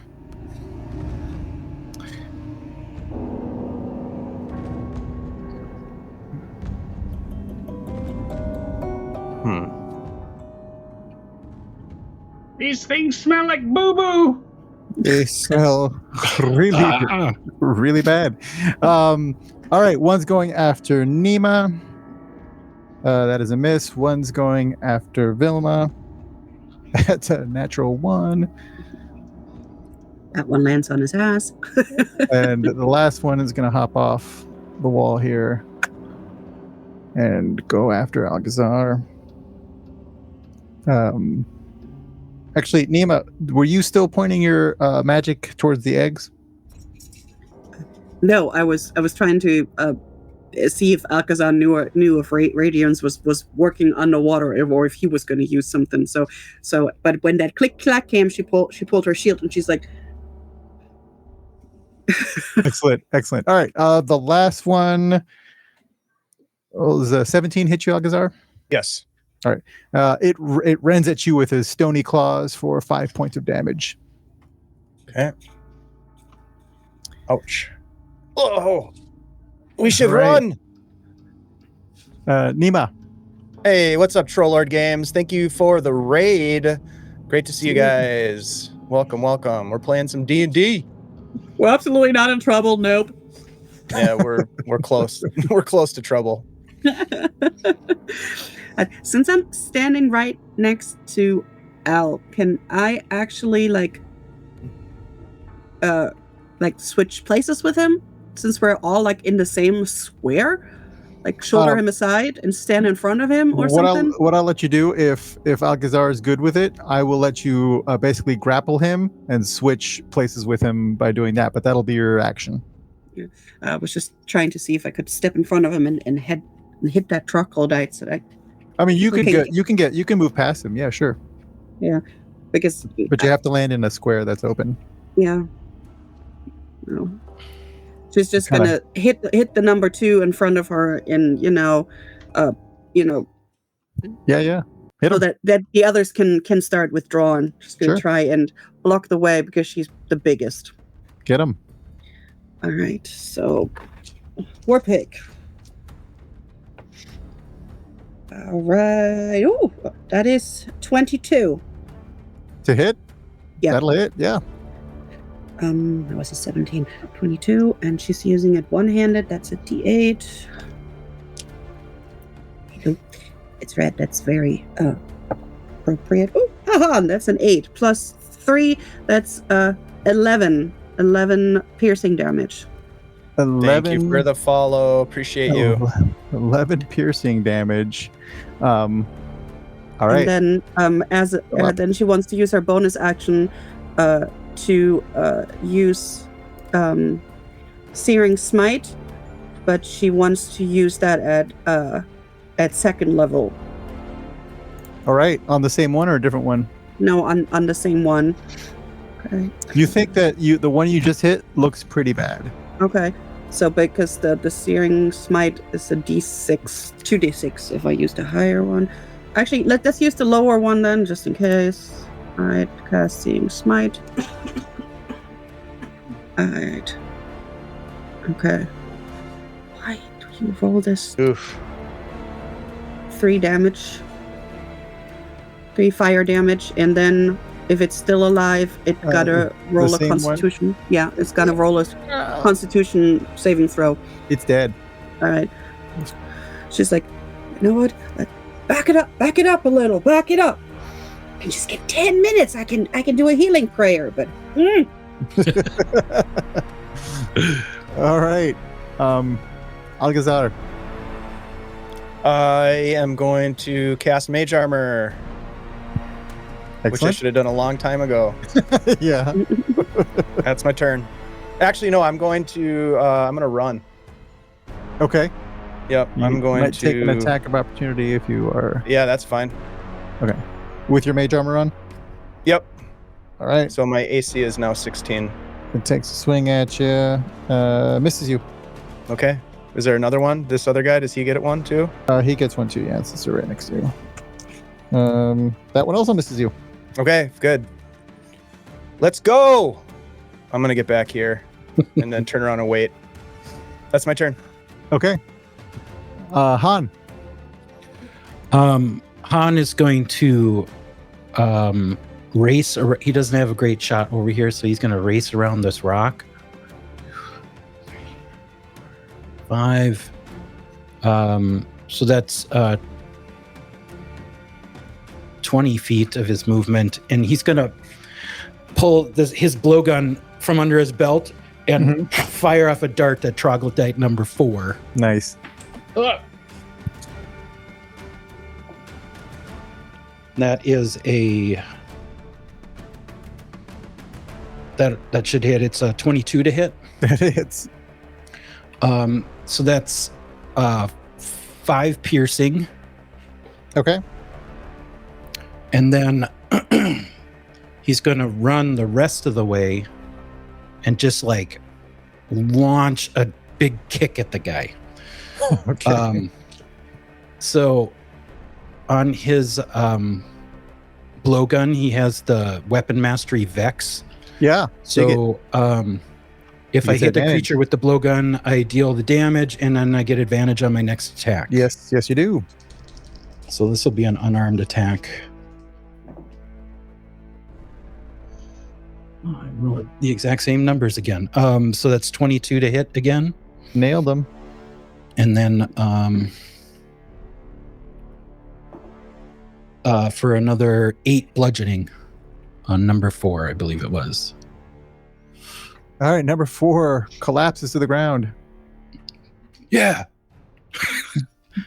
And then he'll be like kind of cautiously backing up towards Algazar. Okay. Vilma.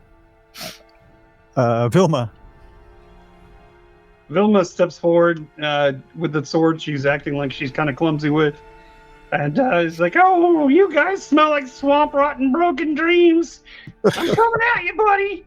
And she's going to attack this one on the wall. I guess that's Troglodyte 1. Yep. All right. Oh, with a 9, she's going to miss. Miss, unfortunately, yes. All right. Okay. She's going to hold there. Okay. All right. And back to Nima. All right, Nima is gonna step up next to Vilma and swing at number 3. All right.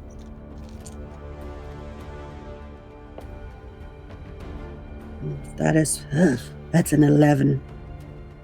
11 to hit. Yeah. That actually hits. Oh, that is lucky. Nice. All right. 8. Nope, that's a D10. Oh, and that's an plus 3 plus the 1 for the magic. 13 piercing damage. 13 piercing damage. You drive your warp pick, is it? Yep. Through its skull. It goes down in a heap. All right. The one on the wall is still there, and it's going to try to strike at Vilma. The easy old lady target. You slimy little bugger. Actually, he didn't take that well. He get a 22. That'll hit.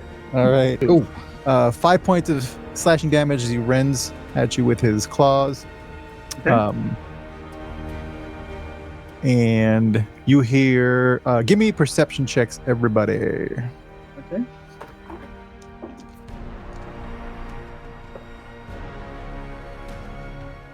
$15. 30, 20. 14. 13. All right. Dirty 24, Vilma. Yes. All right, Vilma, you hear more of that clickety clack along the walls coming from the next chamber over. Those of you that are not Vilma, you hear in the short amount of time you have been around Vilma down here, you have seen her swinging a sword, but you've also heard what sounds like possibly armor. That's it.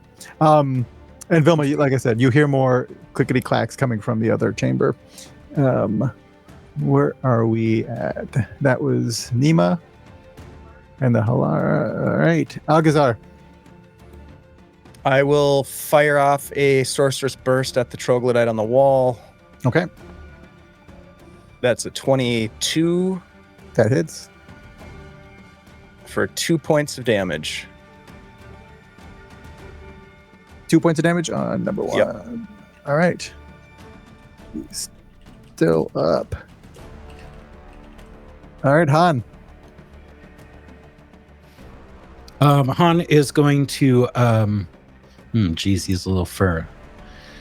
He's kind of far away. He's gonna run up and try to smack that troglodyte with his quarterstaff. All right. Smack that troglodyte. Smack. Pretty good. That's 24 to hit. That hits. Let me check that. Yeah. 7 bludgeoning. All And then right. a bonus action.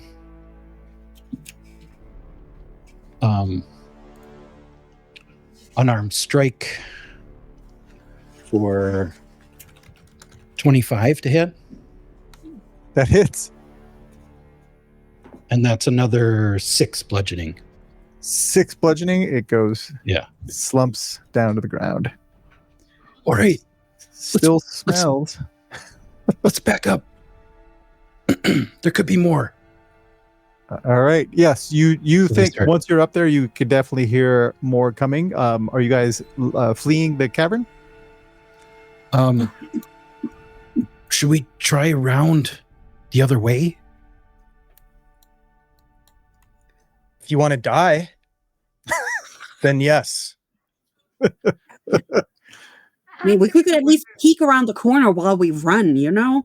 We'll do it quickly See then. where these trails lead. We haven't even looked over there. You go look. I'll wait All here. right. Han will grab the torch and just kind Sure. of shine it into Take your this. take your own torch. I'm pathway. keeping the torch. He'll light another torch. He's got 10 of them in his bag. There you go. I am All not right, giving I up a see. torch right now.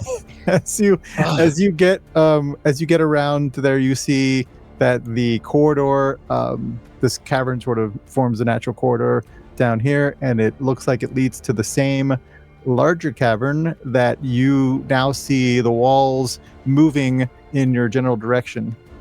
Nope. Goes the same way. That smells like lizard funk down there too. All right, He'll start backing Right. off. Let's back it up. Nima and Han, you are in Bat Guano territory. I need you to roll me DC 14 dexterity saving throw, gross. please. That is Bat gross. Bat poo trap. Bat pooch. All right. Layer- That's a 12. 12. What'd you get, Han? Oh, sorry. What was it? Dexterity, Dex save? dexterity saving throw. Yep. He's pretty good at these. Yeah. 23. 23. All right, Han. Yeah, Yeah. you good. Nima, you slip into the water from Again. again. Oh, no, flush. You slide in a particularly big pile. What looked like just a rock, but it was actually bat guano, and it just your foot slides into it, and you slide off into the water Again. Now all of you can definitely hear multiple skitterings coming in your direction. It's time to leave. Yes. I'm gonna turn towards the southern quarter we just retreated from, and I'm just gonna say, Hilara, we are coming back for you. And then I'm going to cast Misty Step and get the GTFO. All right. Double stitch boots dry. Good workmanship. Yeah, let's go. Come on. Starts trying to herd everybody back over. Nima, Yeah, give I'm me, on the But water. does Nima need help? give me, I don't know. Give me another dexterity saving throw, Nima. So Han will stay there in case Nima needs help getting out of the water. Or you can just try to swim to the other side, Nima, if you. Yeah, that's an 8, so maybe she should, but the problem is, she's wearing armor, so. She is. Thanks for the follow, Fosco. Good to see you. But you can hold your breath for a pretty long time. So. Yeah. So, you know what? If I can hold it pretty long, then I can just walk over there and then climb out on the other side. might be the best option for you. Han Han will Everybody start beats making his way. you guys are waiting for Nima on the other bank, and you see the top of her curly hair crest from the water as she climbs out. With your help, she can get out the other bank without slipping back in, and you're able to make it back through the corridor until it turns into a carved area that leads into the cellar of the farmhouse, once owned or still owned by Enos and Hewlett. was cursing under her breath the whole time, but then she just takes a deep breath and says, at least now my boots are clean again. Han's just going to take a quick look over his shoulder. Does he still hear any or see any moving walls or skittering sounds? Just at the edges of the pond, as you got to the as you're getting Nima out, but Okay. they don't seem to be coming across the pond. They seem to be sticking on the other side of the water. What are they doing? All right, he's going to keep running out. All right. you all are back in the cellar in the farmhouse, the dusty cobweb-filled farmhouse. Does that thing lock? Does that thing lock? It does actually. You see it's got little latches. You can see where you could probably place like a bar or something across it. It would lock it.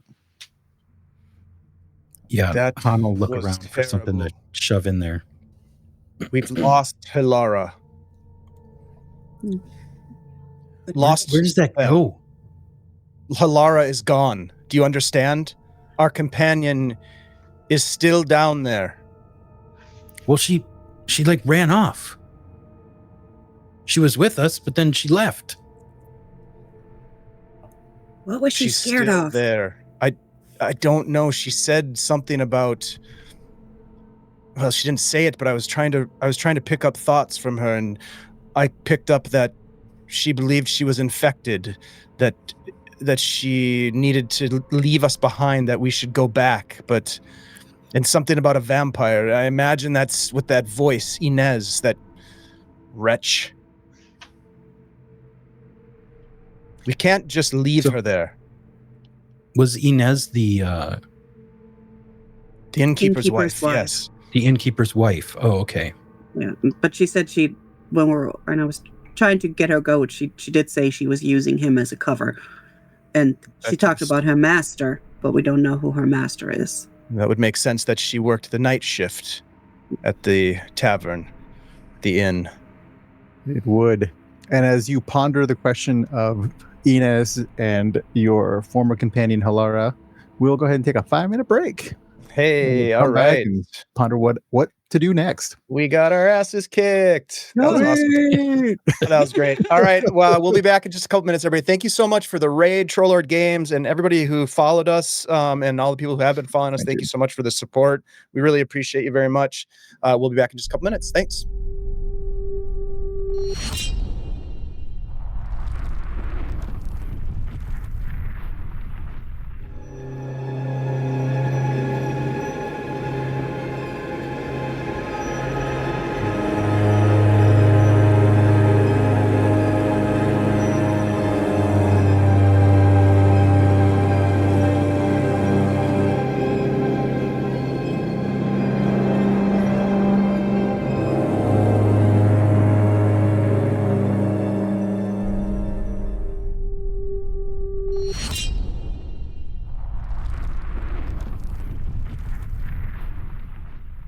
You find yourselves back in the farmhouse after getting your butts handed to you down in the caverns below.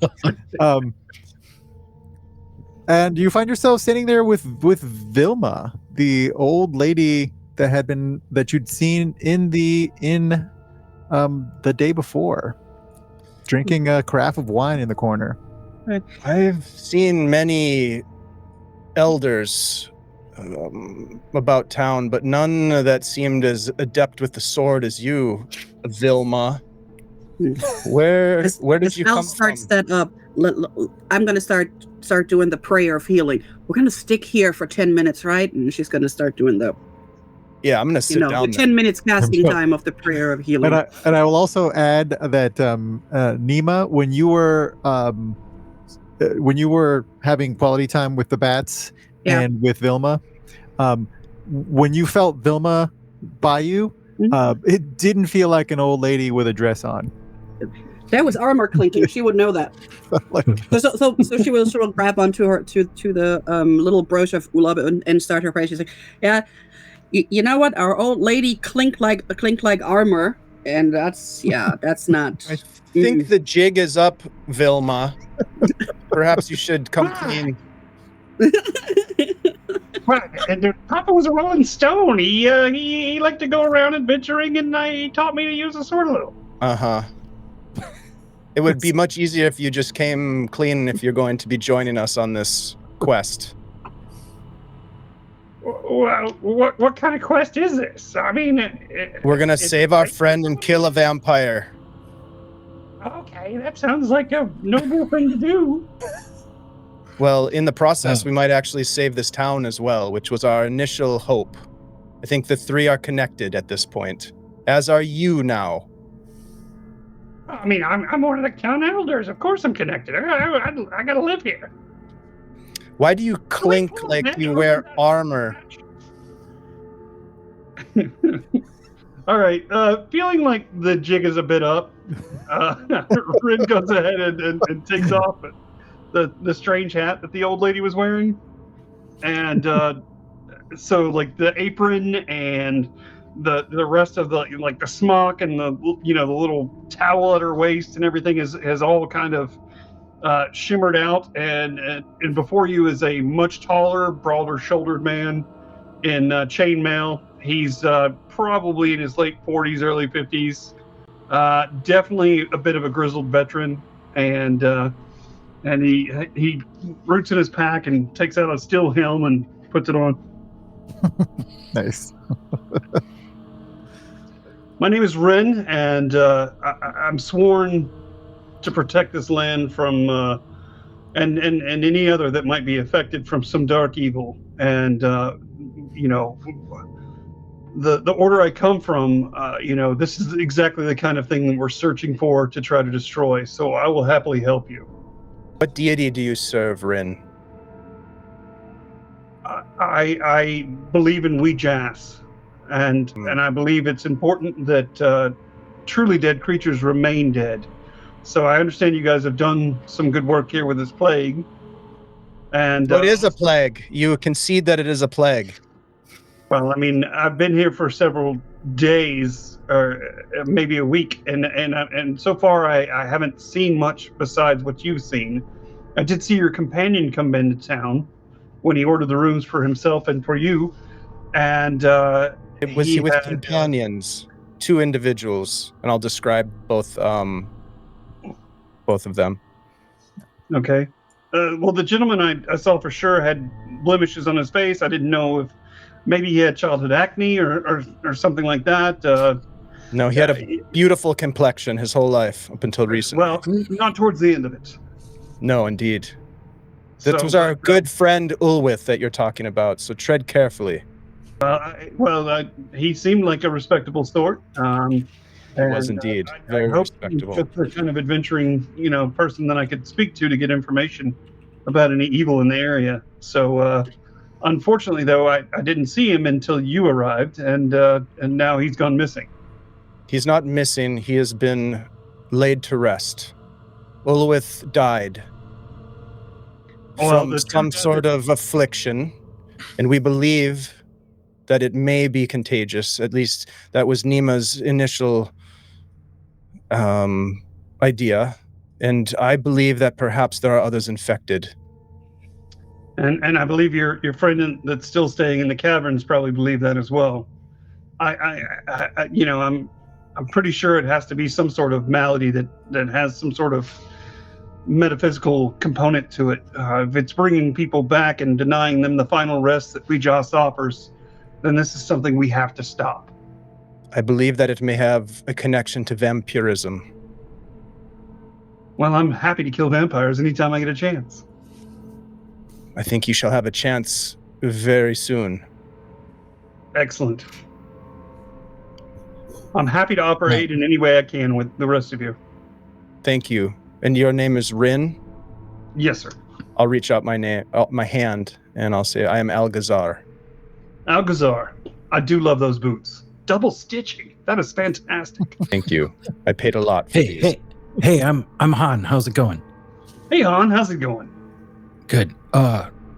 He's gonna just all of a sudden realize and run to like the door of the barn. I don't know what this place looks like, but he's gonna kind of just scout around just to see if anybody's outside paying attention to them. More vampire bats. You know that the house faces the inn across the street. Mm-hmm. The inn is still there. The lights are still on, just like you left it, minutes ago. There's nobody around at the moment, but you do. You don't see anybody around at the moment. The Siri and the family are gone. She says she was taking them back to the temple, and currently there doesn't seem to be anybody on the street in front of the farmhouse or the inn. The farmhouse is a fairly large farmhouse, pretty standard layout. There is a barn next door. There's a field, but they're all. So we're in the house part of it right now? We're in the house, yeah. Oh, okay. All right. Nima, you... Remember, you she's have- praying. I'm going to talk to you anyways while you pray, if that's all right. I'm listening. You suggested that this could be some sort of plague, which I agree with. But do you think that it's possible that this vampirism that Hilara spoke of could be connected to this plague that took Ulwith and now threatens the townsfolk? Could they be connected? Well, I would say I would roll medicine to see if I think it's possible, but since she's doing a 10-minute prayer of healing right now, she can't do that, so it would be like... Let's just say I waited 10 minutes. Yep, if we're just hanging maybe you could just, your discussion with Rin took 10 minutes. Yes, 10 minutes. exactly. that means everybody gets or regains 2d8 hit points. Nice. So like me to roll for everybody, or should everybody roll for themselves? I don't know how it works. I'm gonna It's say 5 creatures of my choice. So I'm gonna say you can max it out since you're just hanging out for 10 minutes. Yeah, that's fine. so What's the everybody total? gets 16 HP back from the prayer of healing That's wonderful. Thank you. for Ula. So do you think the two could be connected? All right, let me roll a medicine check. So Jose can tell me if I think so. Sure, give me a medicine check and give me an insight check, Algazar. That's a 15. Dirty 20. 30-20. All right. Plus 4, that's a 19. 19. All right. Couple things, Algazar. When you read her surface thoughts, you got the sense that this thought, this memory, this sort of vampire thing was very recent. Yeah, I feel like she would have probably said something before. Yeah, very, very, very, very recent. That she was bitten. And Nima, I mean, that's possible, but you don't think you can see any clear connection between whatever this pox is and vampirism. Nothing that stands out. You saw the result. Yeah. You saw Ulwith's dead body. You saw him come back as a zombie. For all intents and purposes, as far as you know, that's what he was. He wasn't a vampire or anything like that. So, from the history of this town, do we know if those lizard people that used to be here had anything were the lizard people and the plague related? No. Okay, because then she'll be like, well, there's the plague that kind of turned him undead until we burned him. There is lizard eggs in the water, so somebody might be trying to bring the lizard people from the old thing back, but they weren't related back then, because there was the red plague back then too, right? Years ago. That was the events in this town happened 3 years ago. Yeah. The Red Death plague happened about 100 years ago. Oh, so it had nothing to do with each other. In the town of Hook Hill, which is, somewhere else. So those two are already unrelated, and then there's a vampire. So I am wondering if the master and the vampire are just taking advantage of these things.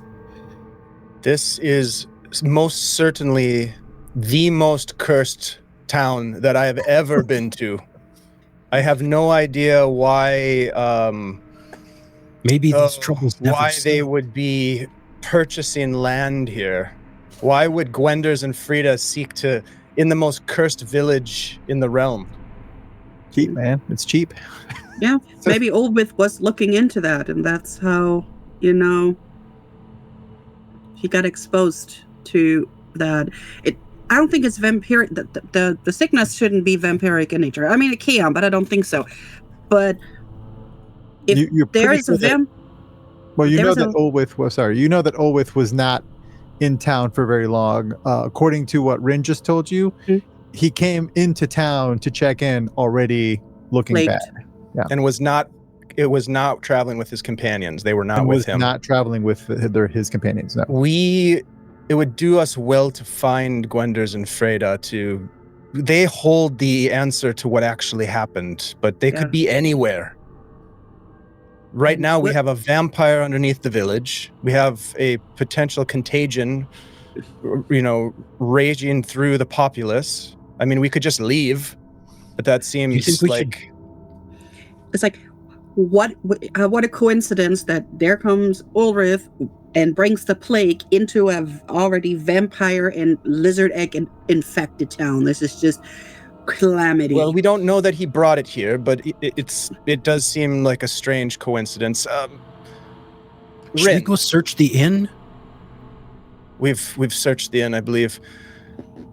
Rin, we didn't check what do you? No, we didn't. You didn't check all the rooms. You didn't check downstairs.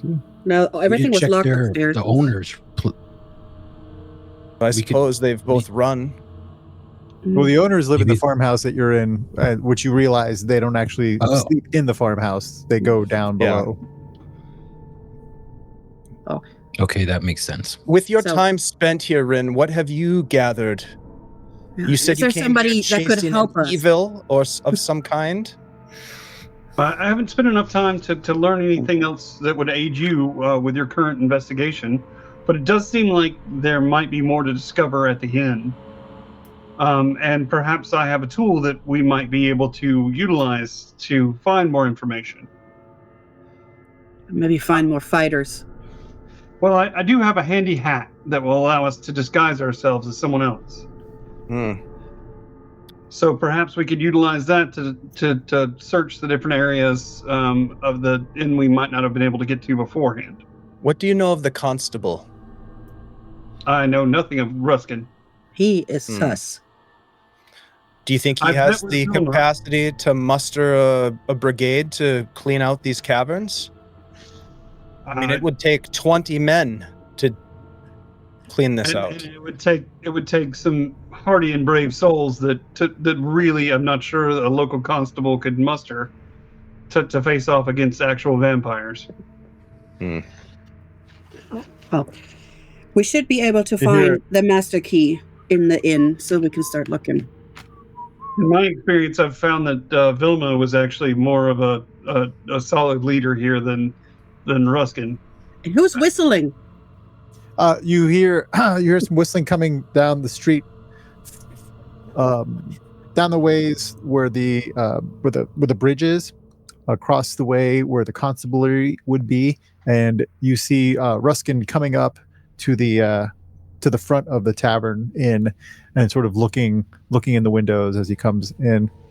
I'm gonna assume you guys are either on the porch of the farmhouse or in the farmhouse. I think we're inside. Okay. Yeah. So you can see him looking around. What do you think we should do, Han? Should we tell the constable everything we've found? I don't think we should mention. Let's not mention Halara. Yeah. Let's keep that card. She has disappeared. That's it. We don't even need to tell him that he. But we should tell them that there's a nest of troglodytes underneath the town. I believe that would be prudent. We might just start with asking him if he knew that they were not actually living in this dusty house. Yes. Now the outside looks renovated. The outside looks nice. Yeah. It's just. Well then.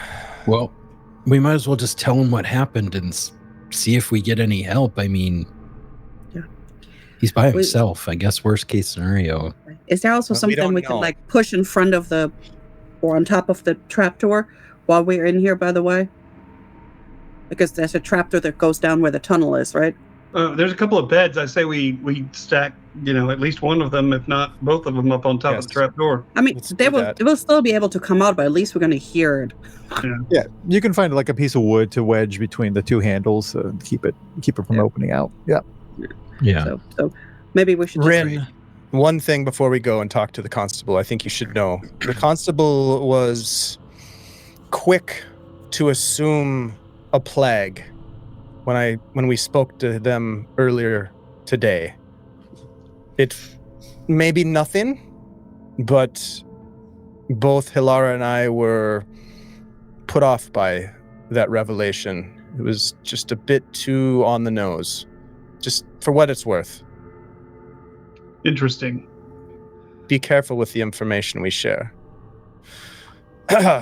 Any interrogation is always best done of sharing as little information as possible while getting them to say as much as possible. So I'm going to open the door and walk out. Yeah. All right. He hears the door open. He looks over. He says, "Whoa, Not good. A lot He had at this point taken a out lot has pipe, happened.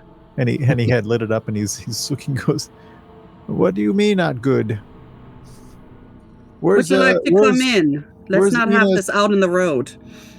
Where's Enos and Hewlett? They're the problem. What? The problem? What do you mean?" He starts walking over in your direction. What have you done with Enos and Hewlett? As Nima suggested, this might be a better conversation inside. He's heading towards the farmhouse. Come in. He steps in and he immediately stops once he passes the threshold and looks around. You What? notice something that maybe shouldn't be the way this is. Yeah, we thought the same thing. There's no one lived here in a while. It looks like.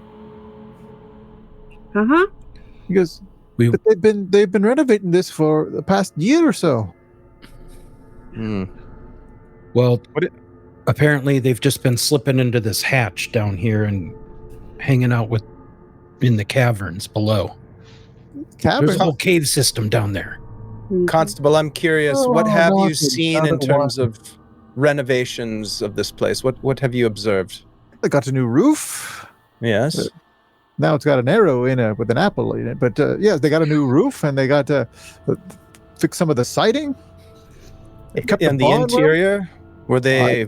Well, they never invited me inside, so I've never seen this. But this is clearly not been used in some But time. did you see them with supplies, construction No. materials entering into the building itself, or was all the work that you saw exterior work? Well, now, come to think of it, I guess it was mostly exterior work. Okay. Interesting. Can I Well- roll an insight check to see if he's being truthful, or Sure. if it at least feels Same. truthful? I'm going to do it too because I do not trust this guy at all. 17. Brandon's Fine. going to stand behind him and loom as professionally as he can. Okay. What'd you get, Algazar? 5. Nima, you got a 17? Mhm. Yeah, he seems just as surprised as you guys were. And he says, Now why would they be doing such a thing? More and he looked importantly, over. Are Yes.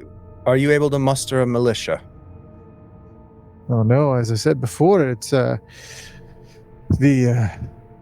bailiff. He's off with his soldiers. I don't know when he'll return. I mean, they're based in the barracks, but they're rarely here in town. Where are they usually found? Oh, they ride the whole barony. They could be on the other side of Firevale by now. Well, we have nothing to rely upon then but ourselves. Well, I mean, there's a few I could call upon in the town if need be, but You should need be. need be. Why don't you fill me in then, young man? I haven't been called a young man in decades, but thank you. Remind me, was he already the sheriff 3 years ago? Mm-mm. This is a new post for him. And it shows. Did I say that out loud? I'll fill him in, but I'm not going to say anything about Hilara. Okay. About anything that was shared from them. What do you tell? But He's that asking. Inez seems to be some sort of ghoul or vampire or something.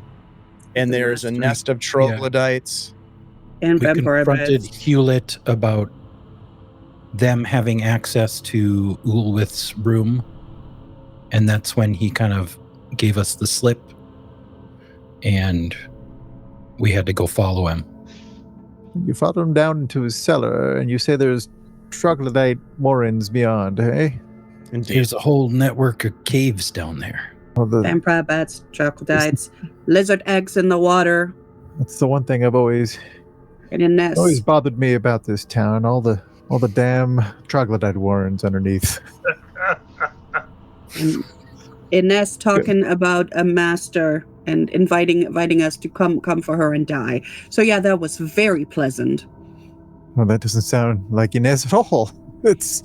You sure we're talking about the same Inez? Do you know if there's anybody That is the else? looming. Am I sure?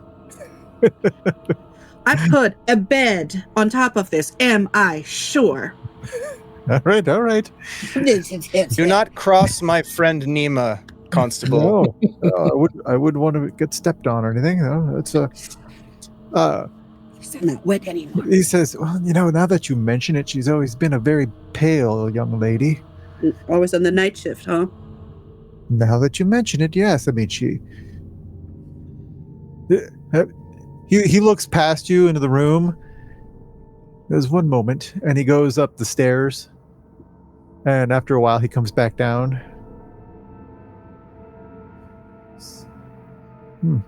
What is it? Oh, she said she had a invalid father that she was taking care of. There's no one here. There's no one here. She had no father. It was all a lie, sir. What about those kids? They had kids, right? What kids? Oh, Didn't the those were innkeeps have the kids? Oh, that was the other family. Never Yeah, mind. that was the merchant Yes, family. the Travanter family. The Travanta family. Yes, the Travanta family. They're at the temple with Siri. Are the children sick? That's my understanding. Well, then they are lost. That's pretty defeatist of you. What? Well, you if they do die. should have seen what happened to Ulwith in very short order. If we don't get to the bottom of this soon, they are surely lost. And when they Well- die, they will rise again. That's not. We can't be having that in this town. No. There's nothing more terrifying than undead children. No, Everyone knows that. All right. Were there? Han will ask the constable. Were there any other people they were close to in this town? The Who? innkeep The innkeep. and his wife. Yes, Oh, they kept to themselves for the most part. they pretty much just stuck to the inn. Yes, as you know, I mean, they've. It was just the two of them. But they did have that cook for a bit, but mostly just the two of them. The cook went missing, He did. presumably drained of their blood.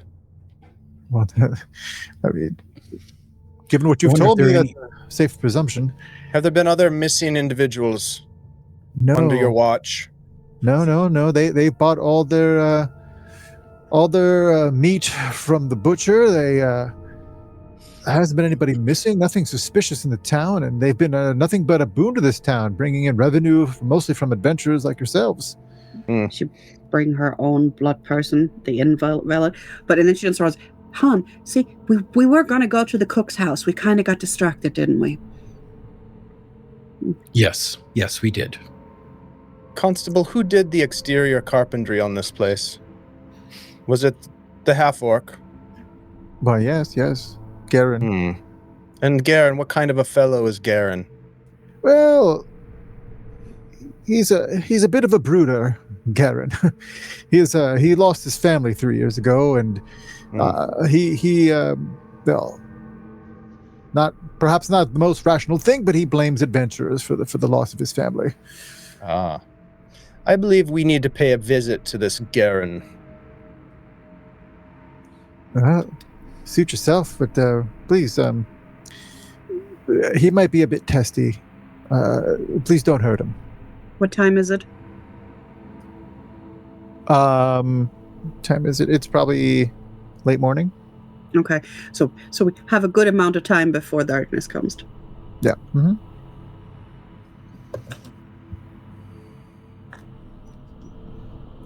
So we should look at the cook's house, maybe.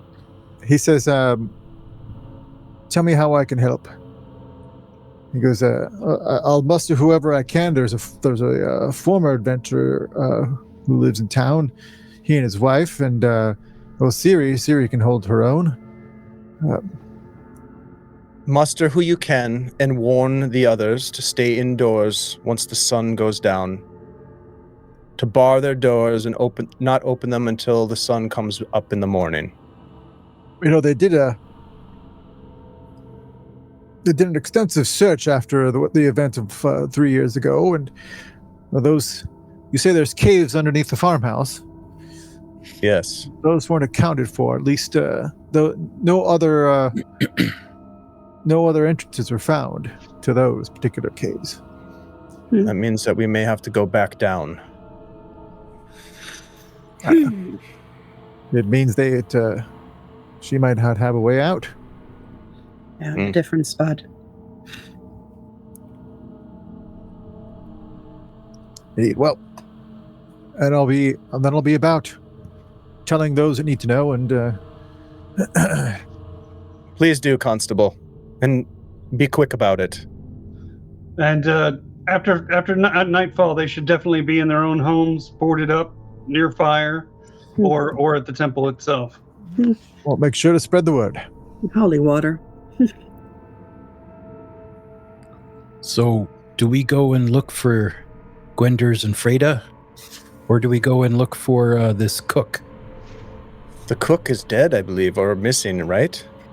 I'm more worried that there's an exit at that house. Or the half-orc. I intend to meet with the half-orc. I think going after Freda and Wenders is going to be too difficult if they could be anywhere. I don't know how we would find them without some powerful magics to scry upon them or something which I do not wield. We checked their house already, right? Yes, we did. Hilara and I were there. Yep. What you picked up from that investigation at their house was that they had left for an expedition. Their expedition gear was gone, their armor was gone. Mm-hmm. And you would imagine that tracks with what you know, that they were off in the field with Ulwith. Hopefully they will return to our side at some point. Rin, do you have any sway upon any other members of this community to aid us in some way? I've spoken with Vilma briefly. She is one of the village elders, and she allowed me to assume her visage so that I could investigate and ensure that there was no evil here afoot. She might be able to smooth some of the wheels, but I do not know her, very closely. And how did your investigation go? What have you concluded? That you guys were a lot of trouble and like to jump down bat holes. Well, perhaps there's quite a bit of evil right under your nose. You guys were very much instrumental in helping me locate the evil that I was sent here to try to root out. Well, what's our plan then?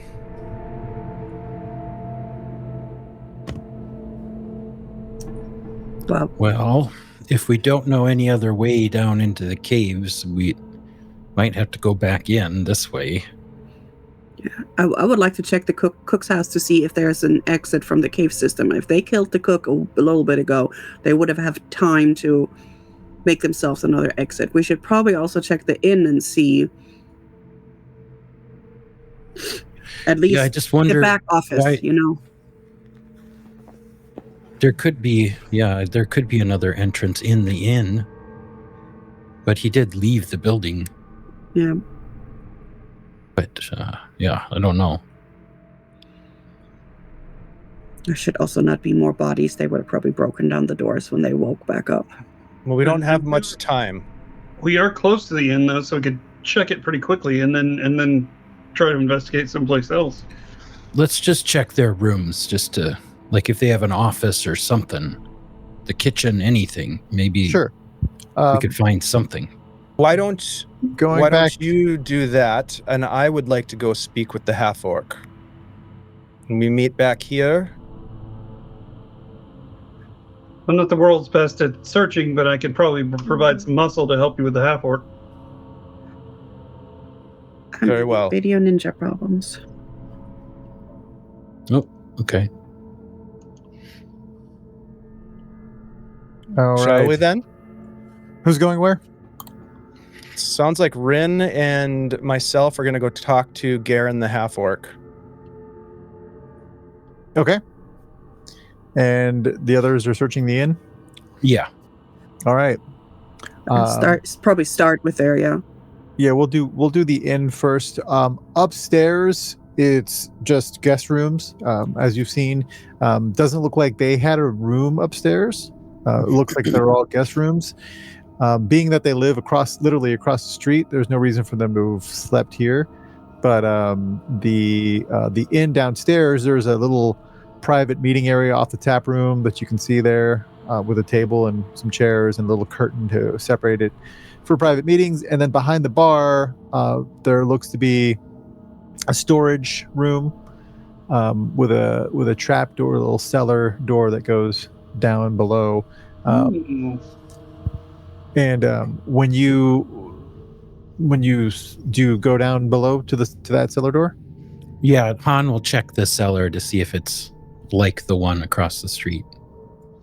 You check the cellar. It's similar to the one across the street, and there appears to be a place where there's like similarly there are alcoves here. One of the alcoves is been filled in with like rocks and such.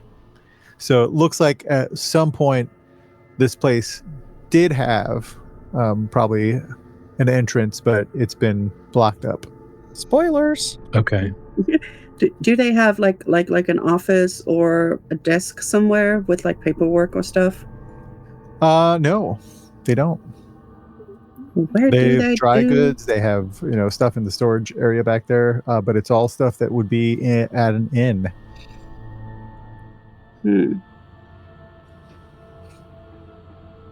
The stew is overflowing. It's burning in the kitchen there. Yeah, let's move that off the fire. That's nasty. All right. Was there anything useful in that meeting room area off to the side? No, nothing pertinent to you. Do they have a ledger here with the guests in it, so we know who was staying here? Yeah, they do. Right, because there was the family, and who else was here last night? That's kept behind the bar. It was the family was here. You all, and that is all on the ledger. All right, so those were the only people here, so that there's not anybody else that should be sick. And if there's a master key, I do want to check the rest of the rooms just to make sure that they didn't lock up any more corpses. Sure. Yeah, you check all the rest of the rooms. They are empty. Beds are made. And yeah. All right. So you realize that the East Wing has a really nice suite that you could have been staying in. It's got a really nice fireplace and huge beds. But other than that, nothing out of the ordinary.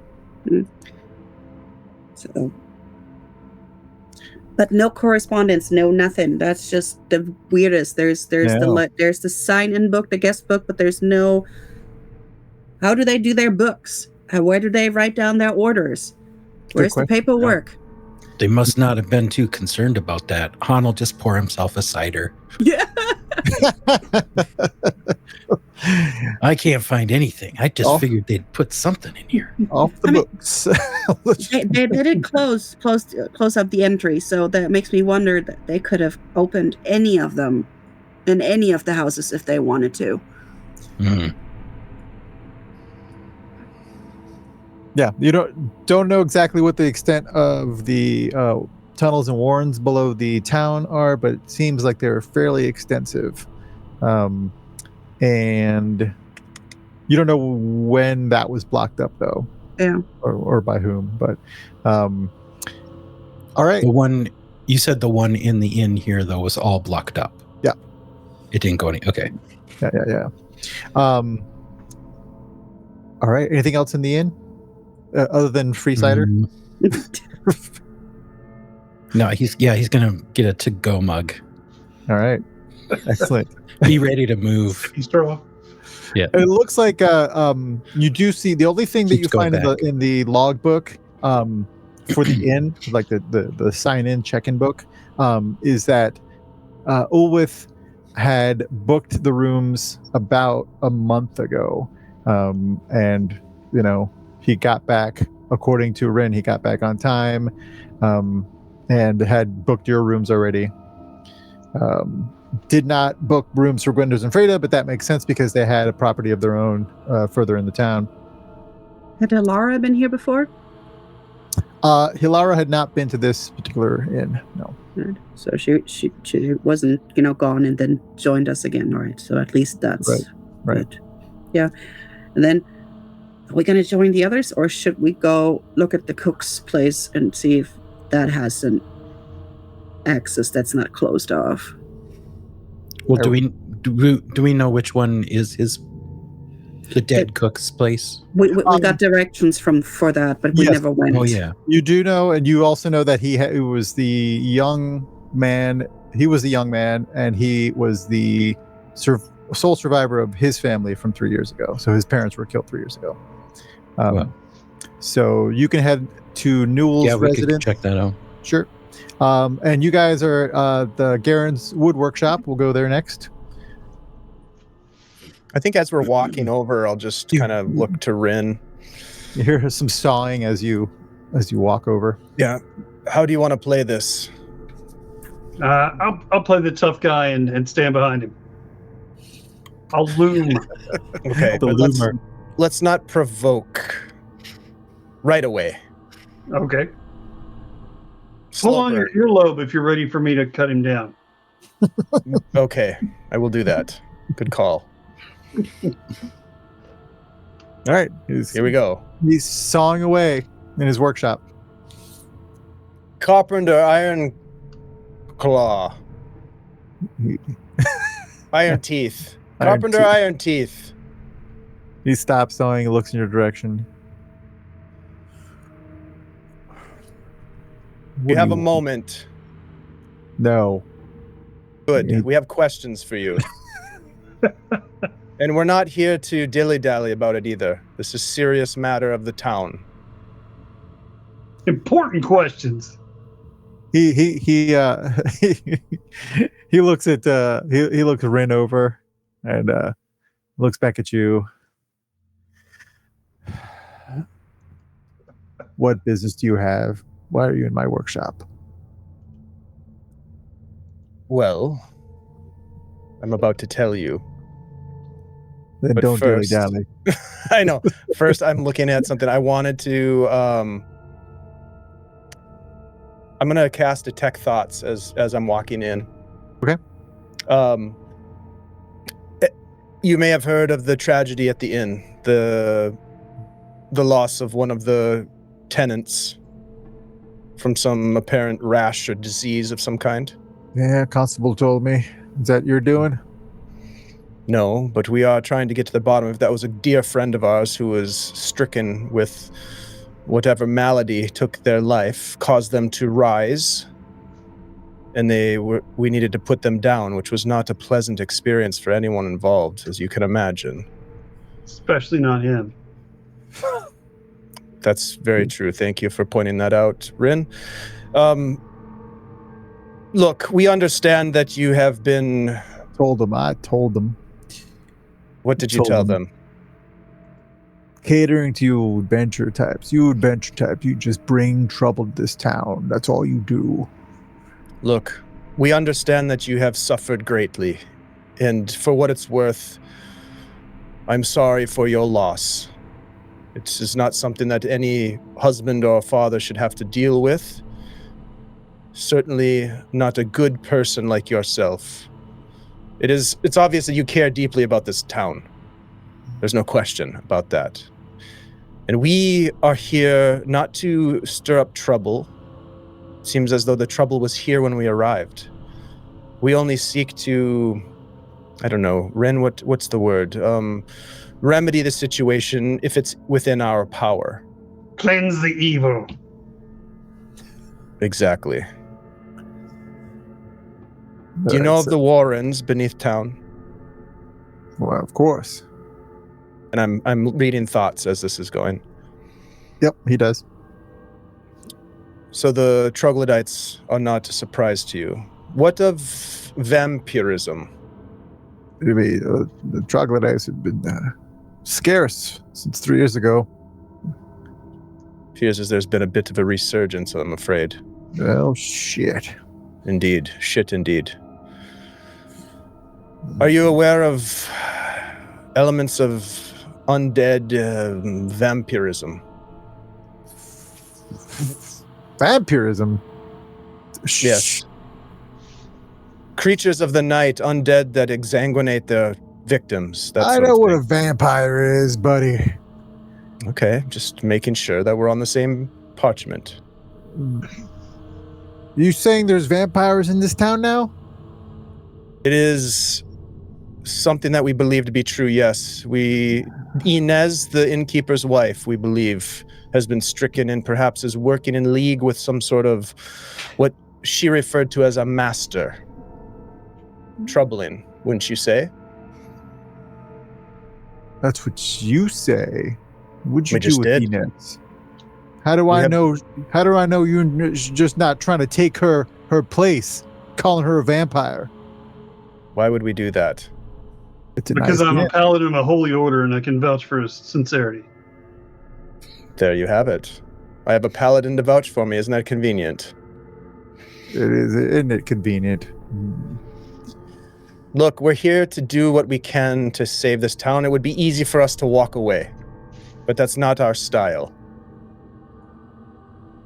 Do you know anything of Inez and her husband Hewlett's activities? We heard that you did work for them on the renovations. Yeah. Free You did meals nice work, I should say. Free meals Very and drink. skilled. You are a skilled carpenter. I'm curious, did you ever inquire about interior work? No, I figured it just needed some cleaning up in there. They never wanted anything from me. As I'm reading thoughts, is everything sort of on the up and up with this guy? Okay. Yep. Is there anything that you'd like to tell us about why this town seems to be the target of repeated curses? Oh, shit if I know. I must be cursed or something. Did they ever ask you to do anything strange? Like, strange like what? Not sexually. Strange carpentry, or perhaps remove a hand or an eye or anything like that? I mean, I question their choice in wainscoting, but other than that, no. Agreed. Wainscoting, so you did go inside. So they took it. He took At it the for inn. me. At the inn. Yeah, at the end. Well, if there's anything you can think of, please reach out to us or the constable, as useless as he may be, and we will Why are try. you talking shit about Ruskin? You don't know Oh. Ruskin. Tell us about Ruskin then. What do you know of Ruskin? Oh, he's a good man, a good halfling. I don't know what you would call him. Half man, halfling. He's a good halfling. Well, that's your opinion.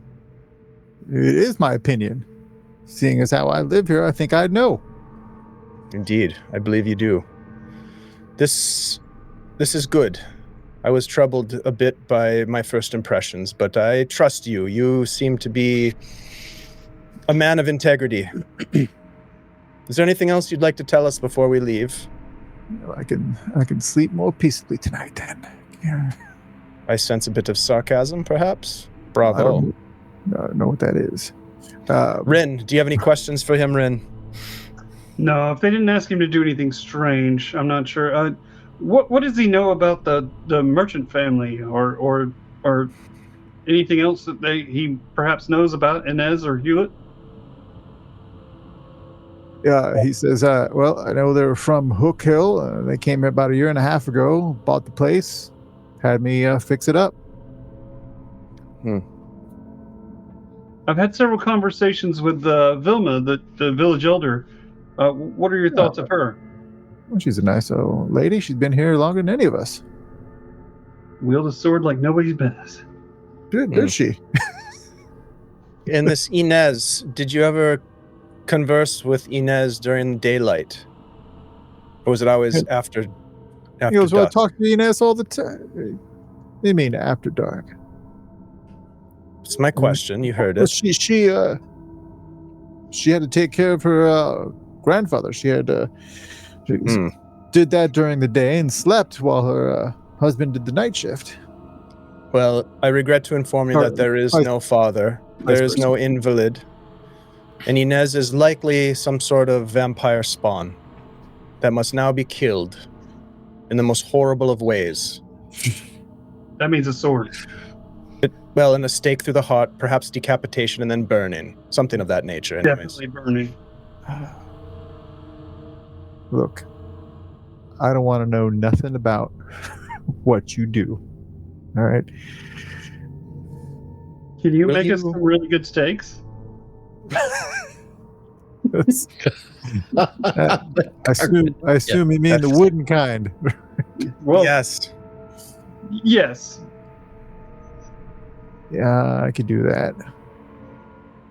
We would be honored with your help with the procurement of these implements, but also if you could keep an eye on things around town, and these people will need you in a time. He goes, I don't know, man. I got a lot of work. He points to all the wood behind him. Just keep an eye open and an ear to the ground. That's all we ask. Do And my it best. doesn't mean it literally. No, it's definitely a metaphor. Is that sarcasm? Wait. What now? Stay alert. Will do. And if you see anything strange, say something to the constable.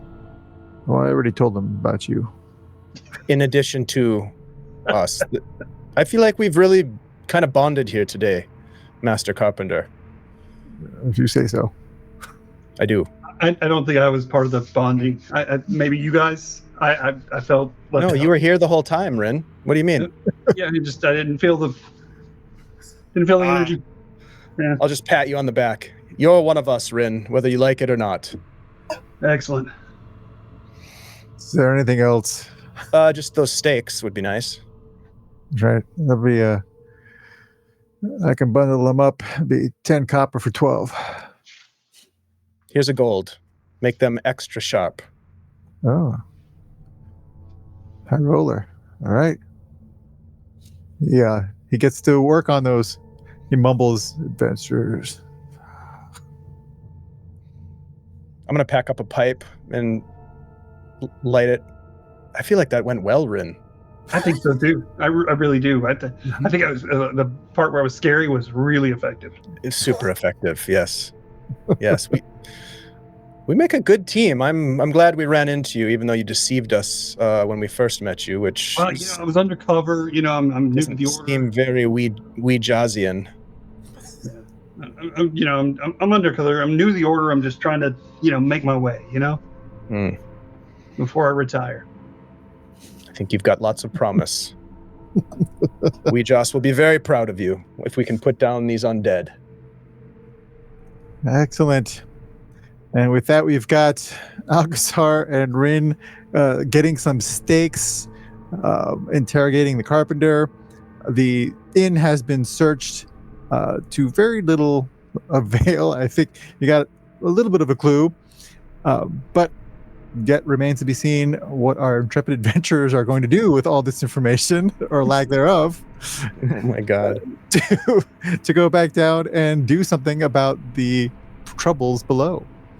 Get a kick on holy water. Take a hold. Yes. Yeah, we definitely need to do that. The new stakes. And wood for a bridge. Should go to the temple, yeah. Yes. You know where the temple is, so you can probably get some holy water. Yeah. Yeah, we should I definitely could make probably that make my own, can I not? Holy water of yeah. Ula. Yeah, probably. Another 10 minutes. But maybe I should have turned the whole lake down there holy. There you go. Ooh. That's 10 minutes of attacks. It's a lot of I rounds. mean, while I was walking, inside the water, right? It just takes falling in the water. That is now holy, right? Must be. All right. Well, and with those questions, that's where we will leave it. We'll see what solutions we come up with next week, and we'll leave it there. And hopefully, we'll see Sweet. everybody next week. Hell yeah. Oh, Thank you there so you go. much, Jose. That was great. That was Excellent great. game, Jose. Thank you so much. And for You your sent us packing, which was amazing. I love that. So good. And thanks to everybody in the chat for hanging out with us. We had some nice raids from people. Thanks to Trollord Games for the raid. Dummies and Dice Rolls, thank you for the raid. Thanks for the follows, Fosco and Miss Death Angel Shadow. Okay, that's hot. Sweet. Yeah, thank you so much. There's also someone named Beak Gwenders. All right. Look at that. That's kind of cool. Is that irony or is that coincidence or what is that? Thank you for joining us. We found. Thank you so much. Gwenders. Thank you so much. So let's go around the virtual tabletop and say our goodbyes. If there's something that you want folks to know about that you've got going on, please feel free to plug that. Let's start with Vivi this time. Hi, I'm Vivia Vivacia. Tonight I was playing Vipka Nima, who is a mercenary veteran, but very clearly was not in top 4 today. Blessed be the bat guano and twice dunking. Yeah. I didn't train against bats. You can find me on Blue Sky as Vivacia. You can find me on Discord as Vivacia. I leave memes wherever I go. That is my main mode of communication. And for the next, today's the 3rd day, for the next 10 days, every night on Nerds with Dice we have something going on, and I'll be running a game of Viltime on the 30th at 8 p.m. But I'll be here with these guys for at least 2 more Tuesdays, right? With a break in between, I guess. Indeed. Yep. So I am looking forward to that because this is shenanigans. See if we survive. Thank you so much, Vivi. I love your memes, so I appreciate them very much. Thank you for dropping them in our Discord. Let's jump next over to Andy G3D. Hey everybody, it's Andy G3D, also known as Andy, also known as Hey Dude, what's up? I had a great time tonight. Thank you so much, Jose. I especially enjoyed the opportunity to redirect a bat attack. That was cool. That was cool. But it didn't work, but it was still fun trying to figure out how that would be possible. But yeah, you can find me hanging out over on our Discord, and we're always having a good time over there, so come check it out.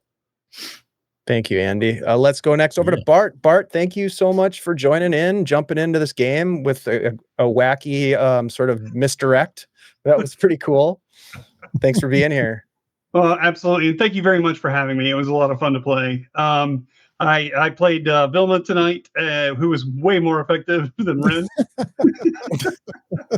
But Jose, thank you very much for an excellent game, an excellent storyline, and really great art to go along with it. If you're looking for me, I'm Alien Anti-Hero on any socials that I still haunt. And you can find me every week on GaryCon Live on Sundays at 4 p.m. Eastern. This week we're doing our Halloween special, which is going to be a modern setting D&D 5e Zombok situation. So I think it's called Bad Day in Traffic. So fun. That sounds great. Feel free to come join us and have fun with that. That's over on the GaryCon channel? Yes, sir. Sweet. Awesome. Yeah, go check that out, folks. There's a link in the chat to the GaryCon Live Twitch channel. Thanks again, Bart. Appreciate you being here. And Jose, dude, love this story. This is so cool. This freaking town, Orlane, has been beset upon it is like one of the most famous Greyhawk, like locations, and you're just giving it more evil juju, and I appreciate you for that. Sure. Hey, it's a cursed town. What can you say? It really is. Yeah. The people still live here. Yeah, they keep coming back, dude. Keep real estate. Real Must have estate good prices. Yeah. views. Yeah. Good nice, good land, good solid good place. houses. Yeah. Yeah. Depends on what you're willing to put up with. Thank you, Dave, for hosting. Thanks everybody for playing. This has been fun to run. Looking forward to seeing what you guys do next time. You can find me sometimes on Blue Sky, sometimes on Instagram, but mainly if you want to check out my work, you can click on the little linky in the chat to see my portfolio. I'm mainly a TTRPG fantasy illustrator and writer. On the writing end, you can follow the Realms Bound, which is also a link there. That is a project that we're collabing with Ed Greenwood and a bunch of other really awesome writers like Stephen Shand and Eric Mengi, and quite a team that I will be writing for and illustrating for. So that is going to be really cool and coming out in the first quarter of next year. So that's what I'll be doing, keeping me busy for the next few months. And this, which will continue. Thank you so much, Jose. Yep. And then we'll be back with some Shadows of Greyhawk in the not too distant future as well. So plans are underway for that. Get Osric back in the game.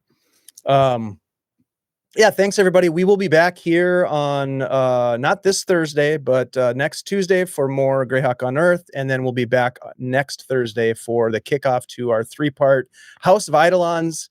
As you know, we just wrapped up a epic Newvarden campaign that spanned pretty much all summer, and it was freaking awesome. If you want to go check that out, I highly recommend it. It's over on our YouTube channel. I'll put a link in the chat. Go give us some love over on YouTube. But that Newvarden game was epic, and awesome. I think you'll really like it. And Jose, of course, has been involved with Dungeon Mr. Ty and that production as well. So Jose is connected in so many different ways, and I'm really glad that we were able to connect at some point. I think it was through Virtual Greyhawk Con, like in 2021, maybe, when we first played with Kayla, and you had done some done some art for her. You had done some monster art for her. And we went and hunted that monster, and instead of hunting it, we befriended it, and then we took on the Earl of this. Anyways, long story short, good time. We've been on some adventures together, Jose and I. So appreciate you very much. Everybody, my name's Dave. I run games, play games, produce games here on Guild Superior. If you want to connect with me, the best way to do it is to come over to our Discord, because I don't do social media. We're not really doing that anymore. So come on over to Discord. It's a safe place to hang out. You can get a good taste of Vivi's memes and some recipes from Shenanigans, and check out the cool art that people are doing, blah, blah, blah. Come on over and hang out with us. We appreciate you very much. We're going to go ahead and raid into Phoenixy Wacky, who we have not raided into for a while. I'm very, very excited to see that they're playing, and it looks like Kayla and Candace and others are over there right now. So we're going to do that. Hang tight for just a couple more seconds and we'll raid in. Thanks, everybody. We'll be back here next Tuesday for more Greyhawk Unearthed. Take it easy. Bye. Bye.